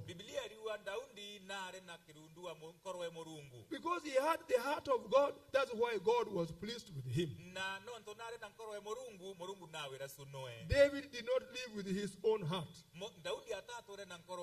Whatever situation he was inquiring from the Lord. He was praying from the Lord. So men of God, before you do anything, before you make a step, inquire from God. What is the will of God towards this? What is the promise of God towards this? Don't just do things because you should do. No. You need to have the heart of God. You need to have the promise of God. You need to have the word of God. That word of God, it will empower you. It will make you live. It will make you do. It will make you succeed. Not you, the Spirit of God. That's why having another spirit, having the word of God, empowers a Christian. A Christian without the word of God, a Christian without the heart of God, can never please God. That's why Christians, you need to have another spirit. You need to have the word of God. You need to believe in that word. Then that word will empower you, will make you to overcome, will make you to challenge, will make you to go over. That is how Caleb could overcome. Caleb had the word of God. Caleb believed in the word of God. So God is always there to solve our problems. Then I want to show you how God solved the problem of this one man called Adam and Eve. So when you go back to Genesis chapter 3, then we have verse 7. Man, his eyes were opened. And then they became ashamed. And then they were now sewing fig leaves to cover themselves. So this is done every day. In the morning you do it, and in the evening you cannot even stand before God. For example, when you wake up. When you wake up very fresh, and then your mind and your what is sober, and you think you are okay.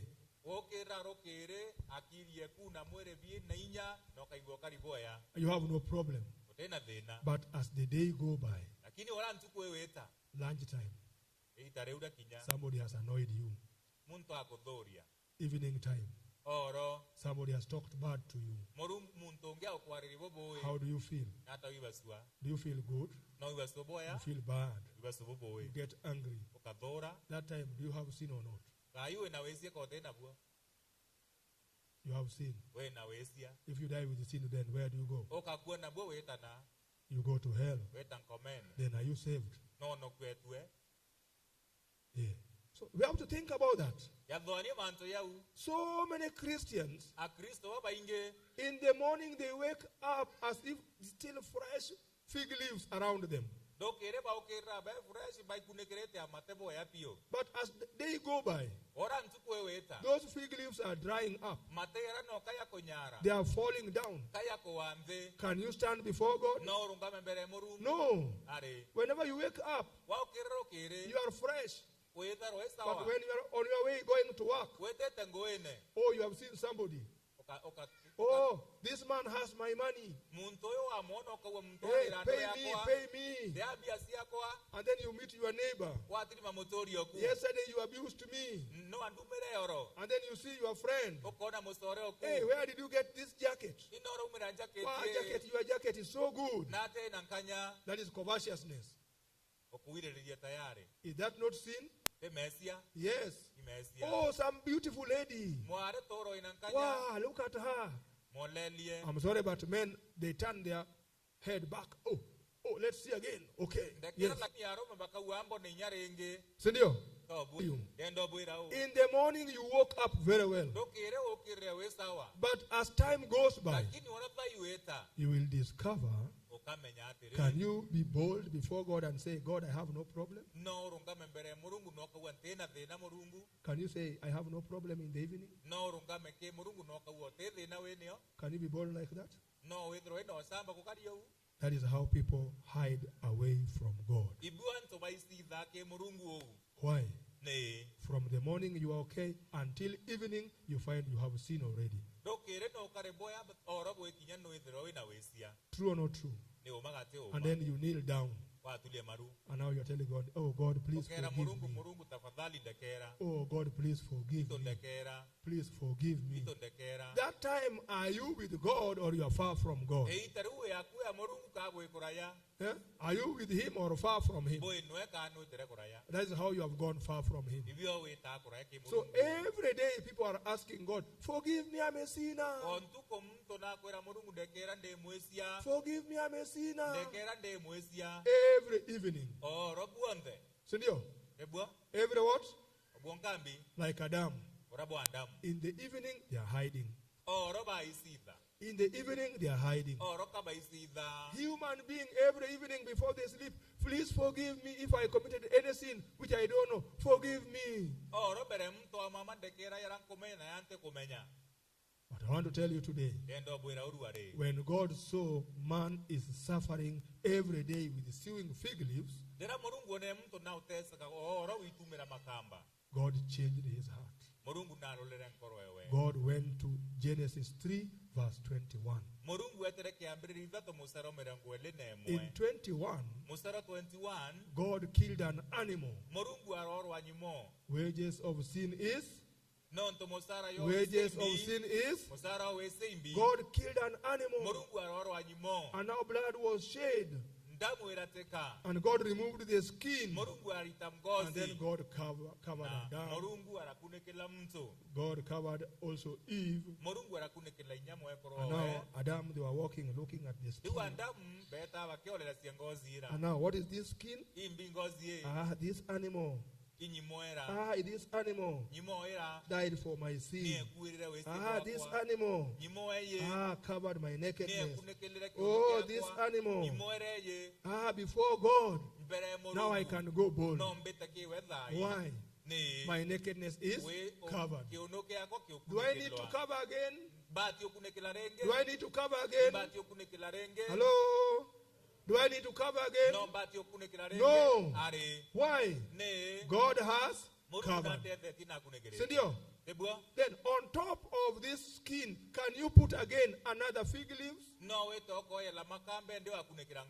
Huh? If you put, then are you normal? But still, Christians are putting fig leaves on top of this skin. They are still adding something on top of the work of God. The Bible is saying, don't add anything on top of the work of God. Ecclesiastes chapter 3 verse 14. Ecclesiastes 3:14. Yeah, what does it say? The Bible is saying, I know that whatsoever God doeth, it shall be forever. Nothing can be put to it, nor anything taken from it, and God doeth it that men should fear before him. Ne murungu bora bothithagua ni murungu boga atura Kenya na Kenya bote korongereka kana bonyianyiwa na murungu athithitie okenda anto bamukiraga. Yeah, so I know that whatever God does is forever. If God saves you, He's saving you forever. This skin compared with the fig leaves, which one is staying longer? Fig leaves and the skin, which one stays longer? Fig leaves, this is the work of man.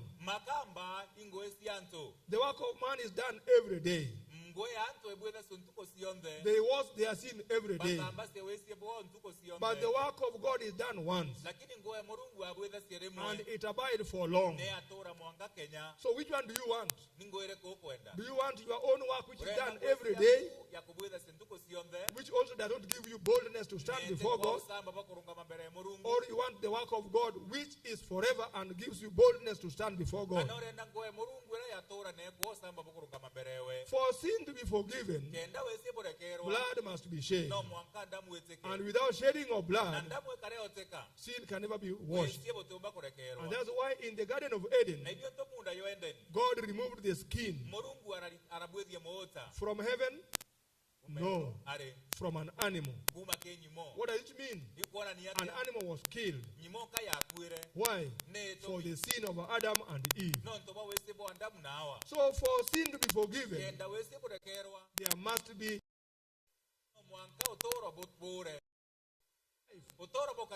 you can never be forgiven. God to forgive you. Is that life that you have? No.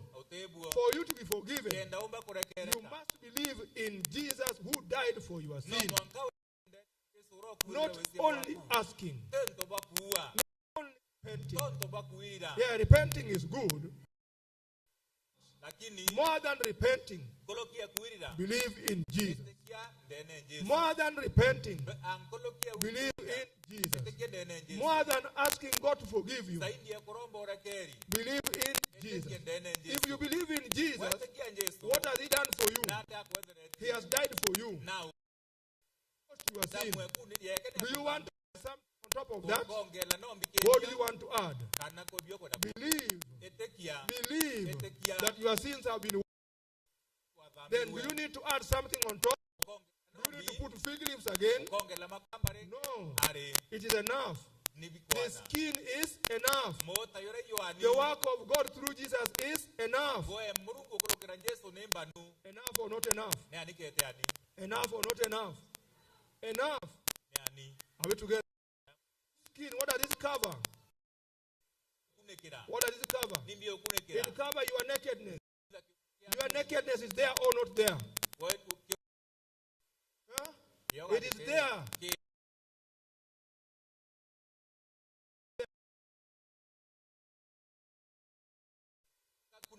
Your weaknesses are there or not there?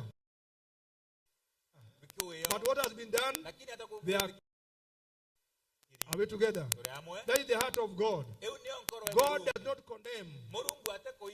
Satan condemns. God does not condemn. But Satan does what? Condemn. Tell you. God does not condemn. What is the work of God? Romans chapter 4. What does God do? Verse 7. God is doing the work of covering. God does the work of covering. Covering with what?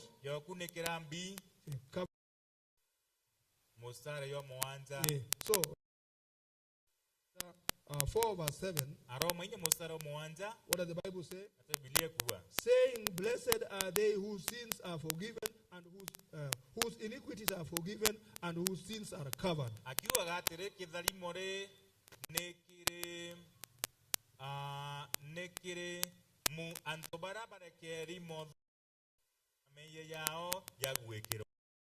We together? So what is that? What? Yeah. Huh? Yahweh kerewa. What does it mean? Huh? Yeah. But how about English? English says what? And whose sins are covered. Bible says cover.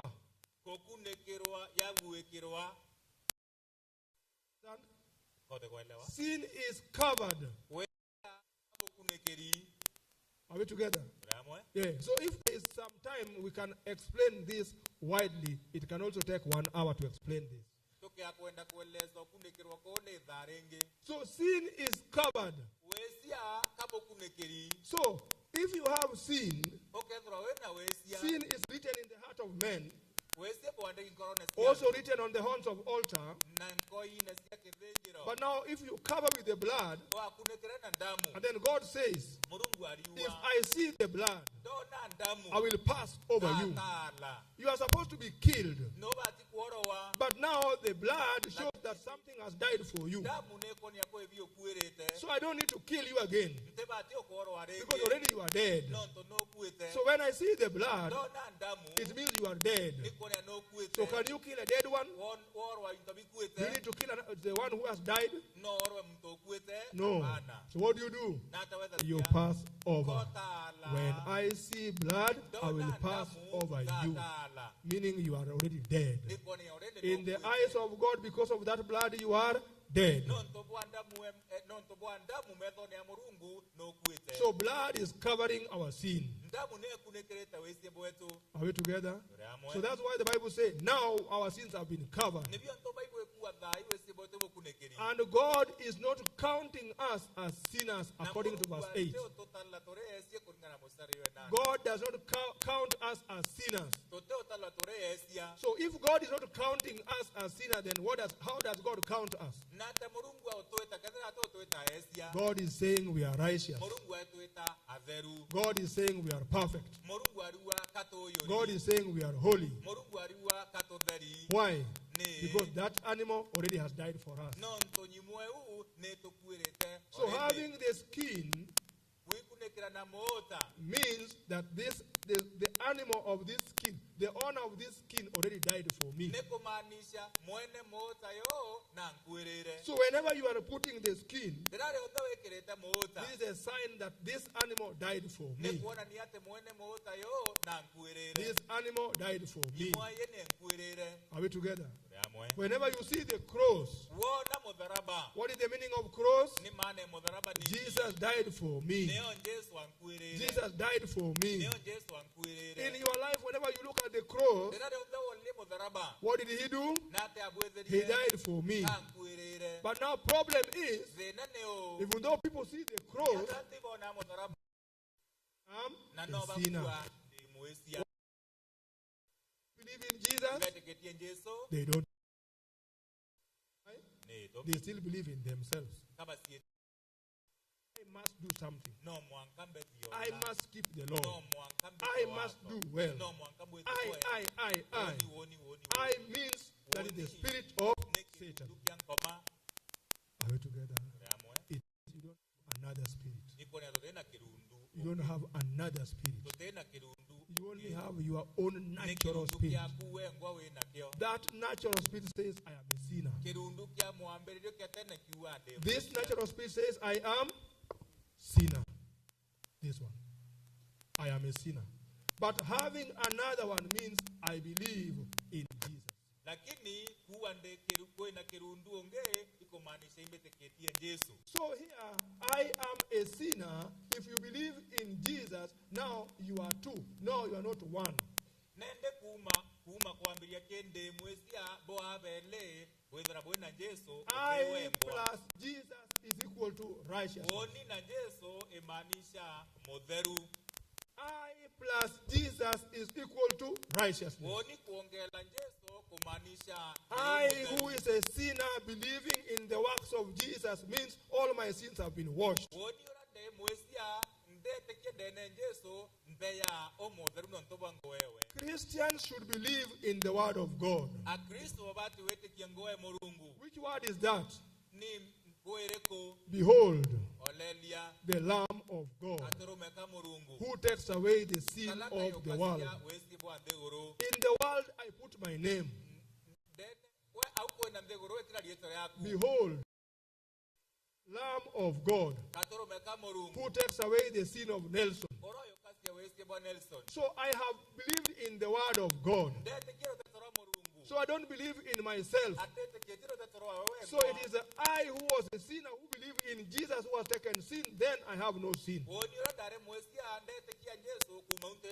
Then if I believe in Jesus, then I don't say I am a sinner. I am righteous. Which righteousness? Righteousness of God. I am finishing with Romans chapter 3. In Romans chapter 3, we have verse 21. But now the righteousness of God without the law is manifested, being witnessed by the law and the prophets. Verse 21. Wagirwa murungu bona na gwana njira inge nayo na 22. Even the righteousness of God, which is by faith of Jesus Christ, unto all and upon all them that believe, for there is no difference. Na wagirubu na nebu wagirwa murungu borea bwagirithagia nto bonde barea betikagira Yesu Kristo ni kuthura gute kuthurania nto. The righteousness of God. Toina wagirwa murungu. The righteousness, not the righteousness of man, Ne wagirwa mto. the righteousness of God. Ne wagirwa murungu. How does it come to us? Natabo yake batu. By believing in Jesus. Ne toetekia Yesu. Do you believe in Jesus? No eteketia Yesu. I believe in Jesus. Imeteketia Yesu andia. Who has this mind? I believe in Jesus. Do you believe in Jesus? So if you believe in him, whose righteousness do you have? Righteousness of God. Then your righteousness and God's righteousness, are they same or they are different? They are the same. Are you sure?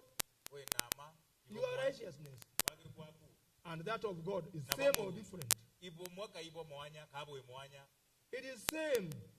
Why? Because you believe in Jesus who died for your sin. ivo mwe nonto weteketie Jesu orokurera wesie bwaku You are supposed to go to hell, but Jesus died for you. wabati wetankomen lakini Jesu araukwira Because of that, he has given you the righteousness of God. nonto babo u akunekera wagiru wa Mulungu So the righteousness which you have, because you believe in Jesus, nonto wetike Jesu is the same with that of God. no bomona bora bwa Mulungu So you are having same righteousness with that of God. bowe na wagiru wayabora bwa Mulungu Because it is not yours, it is from God. bwaku ko nenkero ibwa Mulungu Because you believe in Jesus. nonto noeteketie Jesu So your righteousness and that of God, same or different? na bwa Mulungu ibo mwe Same. no bomwe Same. ni bomwe For how long? no mwankare Forever. mwanga Kenya na Kenya Aigwa. no kuibwa Yeah. Forever. mwanga Kenya Which means, kumaanisha if you have the skin, we na ngozi unless yourself you throw it away. na ngoka yokiwata But if it's still there, lakini ereo then are you covered or not covered? no kabiko de kabi This is the righteousness of God. boibo wagiru bwa Mulungu The work of God. ngoe ya Mulungu To cover our nakedness. okuneketla kiuno To kietu cover our sin. kokava wesie To cover our wickedness. kokava To uremero cover our nakedness. kokuneketla kiuno kietu It is there, but God has covered. kereo lakini Mulungu Is God seeing our nakedness? Mulungu no nawe Is God seeing our nakedness? Is God seeing our weaknesses? Is God seeing our wickedness? No, we have been covered. That's why in Romans chapter 8 verse 1, there is now no condemnation to those who are in Christ Jesus, who walk according to faith and not according to the flesh. Are we together? Yeah. So are you covered? Are you covered? Are you covered? Are you covered? Covered with the works of God? For how long? Tene na tene. Waigwa. Tene na tene. Mehia utire. If you believe in Jesus. If you believe in who? Jesus. Salvation is done once and it abides for how long? Forever. This is the work of God. This is not my work. Not sewing fig leaves every day. Forget that. You cannot be clean through that. Asking God every day, forgive me, forgive me, forgive me. No. You have been forgiven. Through Jesus, you are forgiven. Jesus is saying, Mehia utire. Mehia madira. It is what? Finished. How was it finished? On the cross. When he shed his blood to wash all the sins of those who believe in him. Do you believe in him? Do you believe in him? Who believes? I believe in Jesus. Then it means all your sins were washed by the blood of Jesus. And now you are putting on Christ. According to Galatians chapter 3 verse 27, whoever is believing in Jesus has put on Christ. So how is God seeing you? Is God seeing who?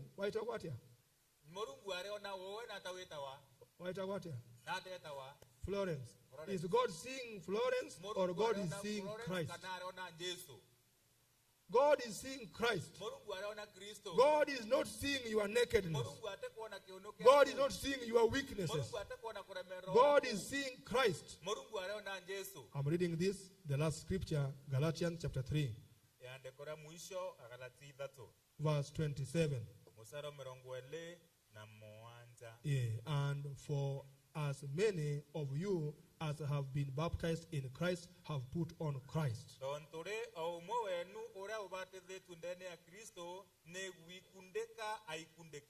Yeah, so that skin is Christ. What are you putting on? Who died for you? Yeah, in the Old Testament, in the Garden of Eden, that skin is that animal which died for them. But with us believing in Jesus means we have put on Christ. So as you walk along your journey, you are seeing who? Christ. Don't see your fig leaves. Don't see your works. Your works are works of iniquity. Believe in Jesus. You are putting on Christ. Why go? You are putting on who? You are putting on Christ. So whenever I walk, Christ. Christ. Christ. Christ. That's why you are called Christian. You are called who?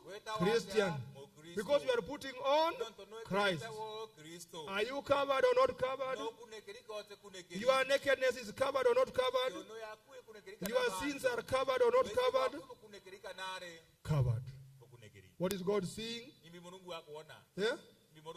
God is seeing who? Christ. How are you Christians? How are you Christians? Is there a sin there? Is there a sin? Why? Because Christ, that body is covering. May God bless you. Let's pray. Father God of heaven, thank you for this time you gave unto us. This was a very good celebration that you gave to this church. Thank you, Father, you gave me grace to see the 6th year of their anniversary. I saw how they were opening this place, and even today, 6 years have passed. We are praising the name of our Lord Jesus Christ. He has done marvelous up to this time. Continuously, Jesus is still saving many people from their sins. You want us to preach this gospel to up to the end of the world. Bless everyone that is here. Give them new heart, new mind to trust only Jesus Christ. Let your name be glorified. In Jesus' name we pray. Amen. Amen.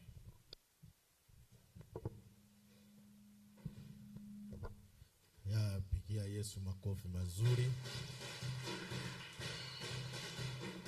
Na ninashukuru Mungu kwa huo muda wote ambao Mungu ametupatia. Tumesikia neno la Mungu. Limesaingia ndani ya moyo wako? Utatoka hapo ukisema ni mwenye dhambi? Unajua mwanadamu anahisi kusema mimi ni mwenye dhambi, lakini Mungu hajawahi sema hivyo. Ukisoma Warumi 5 mstari wa 8 utasikia vile Mungu anaongea. Mungu anaongea anasema namna gani? Mungu aonyesha pendo lake kwetu sisi, Kristo akafa kwa ajili yetu tulipokuwa tungali wenye dhambi. Dira twari titori dira twa Ngubo mustata. Ya wari gana. Kuro wari gana. Lakini wamba kuwa ndegana. Kwa hivyo kuna wakati tulikuwa mwenye dhambi. Mungu anasema wakati tulipokuwa tungali wenye dhambi.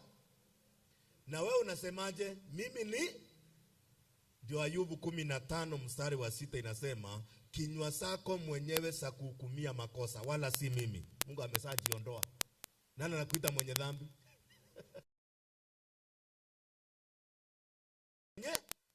Wewe mwenyewe. Haleluya. So poleni sana na isijaa vibaya sana. Poleni sana. Lakini si mnakula saroni. Leo tumepeleka mbinguni. Roho mbinguni wala kunywa si sawa. Sasa leo tumewasafirisha kidogo mbinguni. Sawa sawa? Kitu mbinguni. Malaika, kuna malaika wanaishi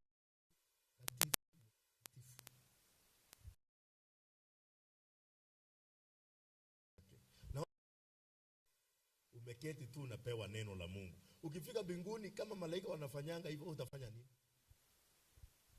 Unachoka tu, unasema hii masaa leo wasa wasiwasi, tulia tu. Haleluya. Kuna mmoja tu nataka nipe nafasi kabla tukule. Sawa sawa? Tumpe nafasi. Sini lazima tumesikia neno la kiroho, tumepewa neno la rohoni, tumeongelewa, daktari wametuongeleza.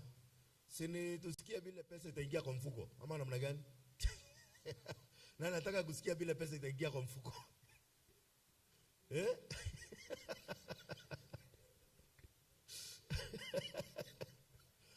Leo tuko hapa na yote. Kwa hivyo atatueleza vile pesa inaweza ingia kwa mfuko. Nampea tu dakika 5. Tuna manager wa Consolidated Bank, tutamkaribisha aweze kuongea tu dakika 5. Sawa sawa, karibu sana.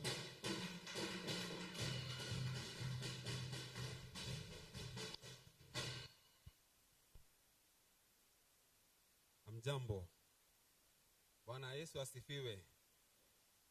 Na ninafuraha sana kwa tunashiriki pamoja na nyinyi. Mimi sio mgeni hapa. Nakuja hapa kushiriki neno la Mungu, na nashukuru Mungu kwa neema aliyotujalia siku ya leo kuweza kushiriki pamoja neno na pia anniversary ya RGM Lare. Kwa hivyo tunafurahi sana kuwa pamoja na nyinyi wote. Kwa majina naitwa James Mbugwa, ni mimi manager hapa Lare Consolidated Bank, na zaidi ya yote nampenda Bwana Yesu kwani amenisamehe dhambi zangu zote. Mimi nimeokolewa, nimepata msamaha wa dhambi, na nashukuru Mungu kwa neema yake mingi aliyomimina juu ya maisha yangu. Na wakati nilipokuwa kabla, yani nilikuwa mwenye dhambi, Yesu alionyesha upendo wake kwangu, akafa kwa sababu ya dhambi zangu. Kwa hivyo nataka kushukuru Mungu sana kwa neema, na pia Pastor Ibrahim kwa nafasi aliyonipea ili niweze kuelezea mambo machache kuhusu Consolidated Bank. Ya kwanza ni kwamba tuko hapa Lare na pia tuko na branches kila mahali katika nchi ya Kenya, na sisi ni banki ya serikali ambayo imesimamiwa na serikali. Kwa hivyo mambo ya pesa zako usiwe na wasiwasi kwamba itakuja alafu itapotelea. Sisi tunafanya kazi ambayo ni safi kabisa. Ukikuja ukifungua account pamoja na sisi, tunalinda mali yako ili kwamba hautakuwa unapata hasara kufanya biashara na sisi. Tuko na services za aina mbalimbali ambazo tunapea wale ambao ni customers wetu, wateja wetu.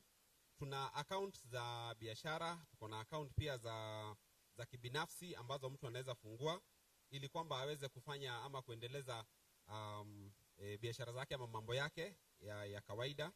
Account za biashara tunafungua account ambayo unaweza pata checkbook, ili kama unalipa supplier unaweza wapea checkbook alafu nao wanapeleka kwa banki yao, nayo inaletwa kwetu tunalipa. Account za kibinafsi unaweza fungua account yako wewe mwenyewe, ambayo kama uko na biashara ni yako, unafanya biashara yako wewe mwenyewe, unafungua account ili sasa kama ni pesa unaweka kwa account yako, unaweza kutoa kwa simu na pia unaweza transfer kwa mtu mwingine, unaweza weka kwa simu yako kwa M-Pesa, na hivyo unaweza kupata at least services za kupeleka pesa kutoka kwa account hadi kwa simu yako. Pia tuko na account zile unaweza fungua ukiwa joint, kama wewe mko na kikundi ama uko peke yako pamoja na mke wako ama rafiki yako kwa biashara, mnaweza fungua account kwa pamoja ili kama ni pesa mnaweka pamoja. Chama tuko na accounts ambazo wanaweza fungua, na mkiweka pesa zenu pale na sisi tunaweza wadhamini, at least kama mnafanya investment, mnanunua mali, tunaweza wasaidia ili kupata pia hiyo. Na pia kama ni kanisa tunafungua accounts. Tunashukuru kwamba RGM Lare ni wateja wetu na tuko na account pamoja na wao. Kwa hivyo ukiangalia huku kuna ilani zimeandikwa, zimechapisha huku kwa ukuta, ili unaweza weka pesa through corporate pay bill ambayo tumewapea, ili kama ni sadaka yako inaweza fika kwa account ukitumia tu ile corporate pay bill ambayo tuko nayo. Yetu ni fupi, iko na nambari 4 peke yake, Kwa hivyo hiyo ukiweka haina ile tutafanya makosa sana. So kama ukiweka 5614 ukienda kwa Safaricom unaenda pay bill, then unaweka business number 508885, then account number ni hizo 4 peke yake, pesa inaingia pale kwa account ya kanisa. Zaidi ya hiyo tunapeana mikopo, yani loans, so that wale watu ambao wako na biashara ama wewe binafsi unataka kujifaidi, unataka kununua vitu, pia hiyo yote tunapeana mkopo ili uweze at least kujiendeleza kimaisha ama biashara yako. Insurance pia tunapeana, so kama uko na gari ama uko na nyumba, uko na jambo ambayo ungependa kulinda, pia tunapeana insurance ili ijapokuwa kuna janga linaweza tokea, angalau insurance inaweza kusimamia, inaweza kudhamini ili at least uweze kurejea mahali ambapo ulikuwa unafaa kuwa, ama uweze kujiendeleza kimaisha, uweze kurudi kuendelea na maisha ambavyo unavyo inafaa.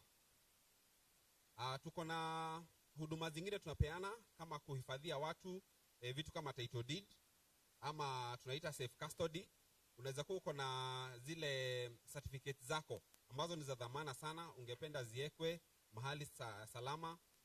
Kama vile mnajua banki inakuanga na safe ambayo ni inalindwa kulinga, haiwezi chomeka, haiwezi haribiwa na mambo mvua nini.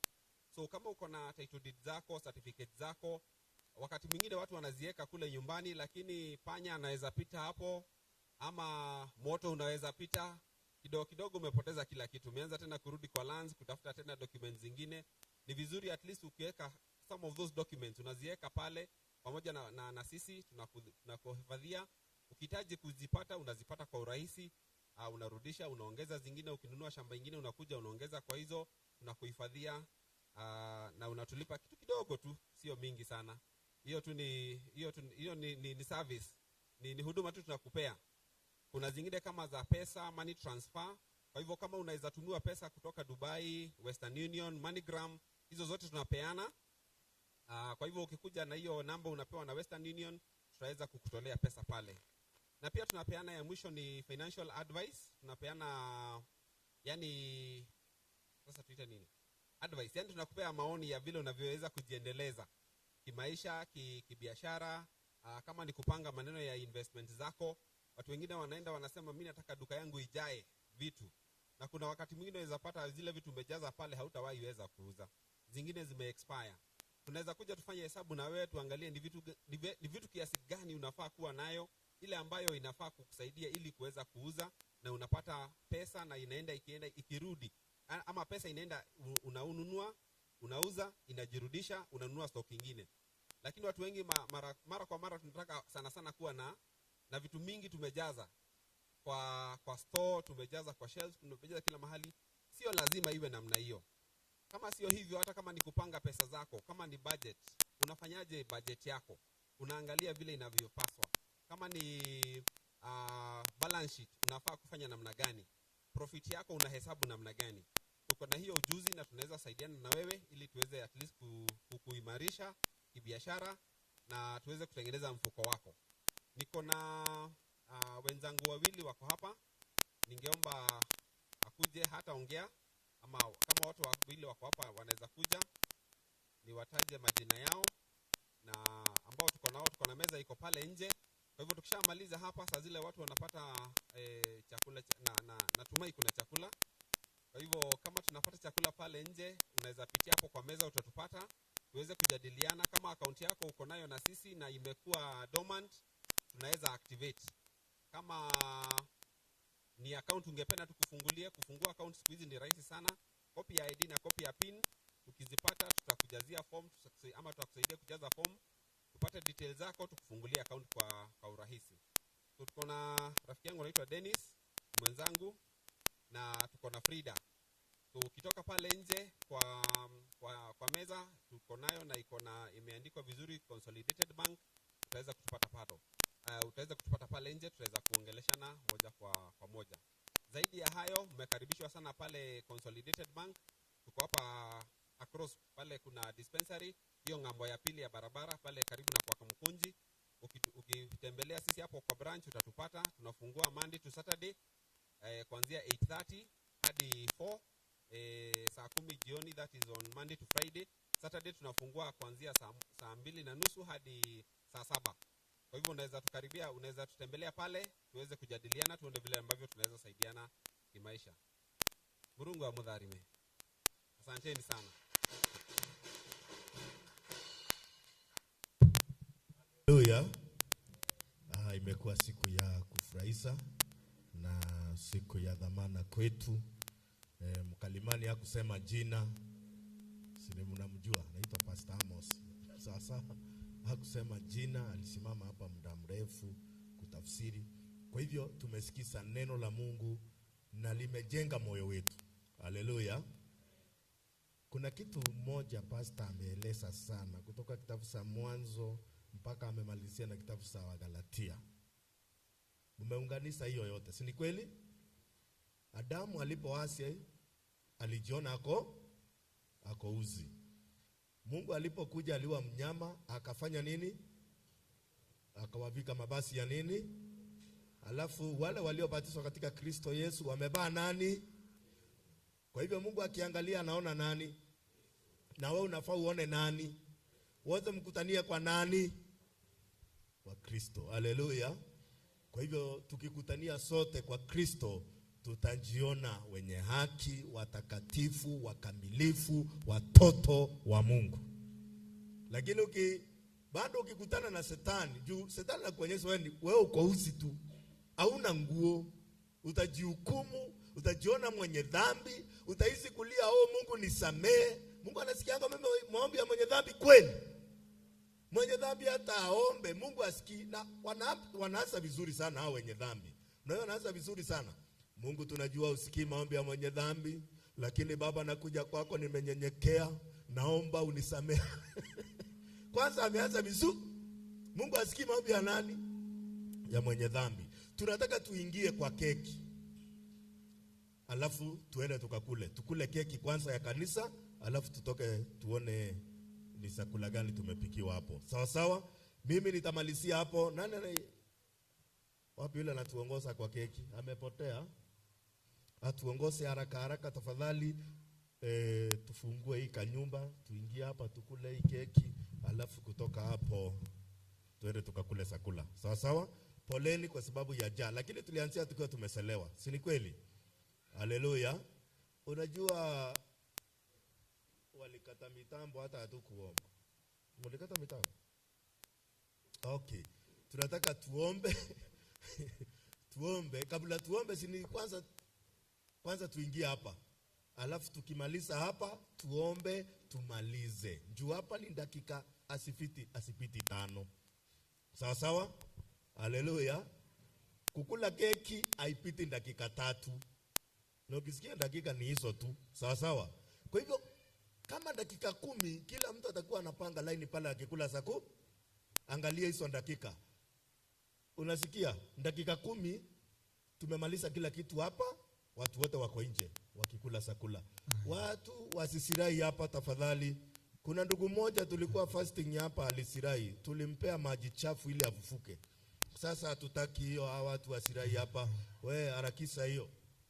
Haya, Yesu asifiweni. Hai, na hii keki tumengoja sana, si ndio? Sasa wakati umefika. Tumengoja sana, lakini wakati mwenyewe umefika. Kwa hivyo kwa sasa ningependa niwaalike wenye wanakuja kutusaidia kwa mambo ya keki. Tafadhali mahali unanisikia, wale wanakuja kusaidia mahali ya keki, kukata keki, nafasi ni yako.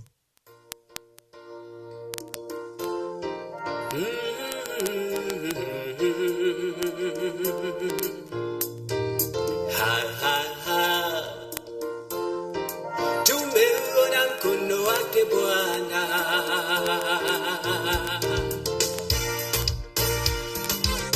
mengi mazuri tumeyaona, Mungu umetenda, ni kweli wewe muweza.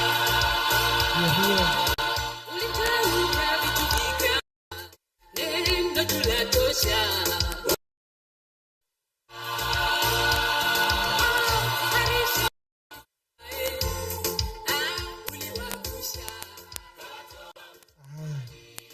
Nimeona mjafurahia sana. hiyo keki ni aje ya mnafurahia kweli? Mnangoja hiyo keki? Wangapi wanasema tukate keki? Hadi wote. Hiyo keki lazima tuikate leo. Kwa hivyo hiyo ndio tunataka sasa kukaribisha, tuone kama tunaletewa nini. Tunaletewa keki, tunaiona hapo. Kuna kitu kingine naona tunaletewa. Kwa hivyo kwa hiyo nafasi ndio tunakaribisha mwenye anakuja kukata. Makofi mazuri, makofi mazuri, makofi mazuri. Makofi zaidi. Karibu sana. Karibu sana. Wapi shangwe na vigelegele kwa Yesu? Amen. Amen. Tunaenda kukula keki. Bwana asifiwe. Tunaenda kufurahia zaidi na zaidi mwaka wetu wa 6 kuvuka mwaka ingine. Bwana asifiwe.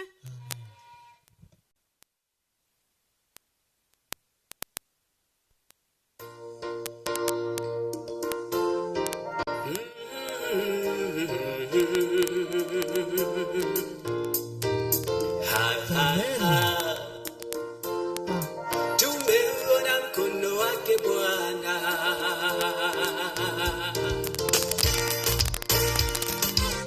Mengi mazuri tumeyaona, Mungu umetenda, ni kweli wewe muweza. Ulitamka vitu vikawa, neno tulatosha, ukisema umetenda.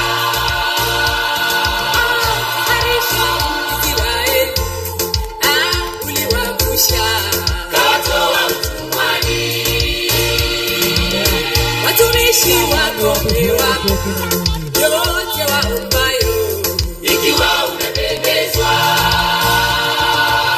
Walo hakuna wa kulipinga, hakika wewe ni Mungu wa wote. Unatawala dunia na vilivyomo, makuu umeyatenda Jehova. Hakika tumeuona matendo yako Bwana ni makuu. Na umetutoa mbali kweli, na mkono mahali uliona pekee. Sisi yatajio wa Mungu, sifa na utukufu tukusifu jina lako. Wewe tutakusifu kweli daima. Tutaishi kwako. Tumeona Baba mkono wako Bwana kweli, matendo yako Bwana ni makuu. Na umetutoa mbali kweli, ukatushika mkono.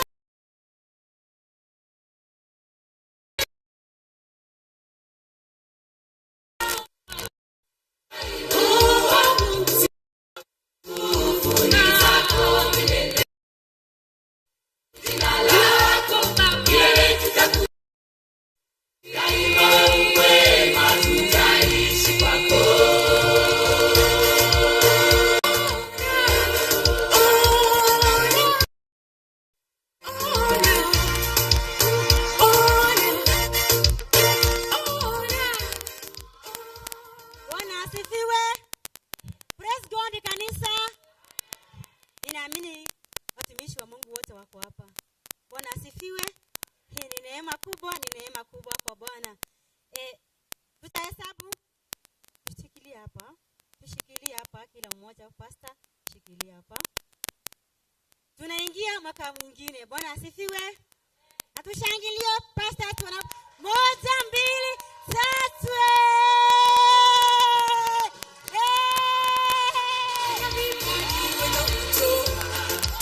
Umetuwezesha, tunaimba na kusifu.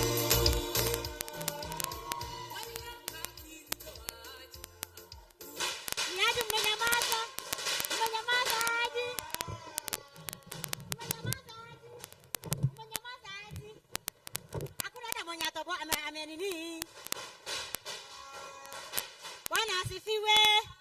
Bwana asifiwe kanisa. Tutulie sasa tupate kukula keki.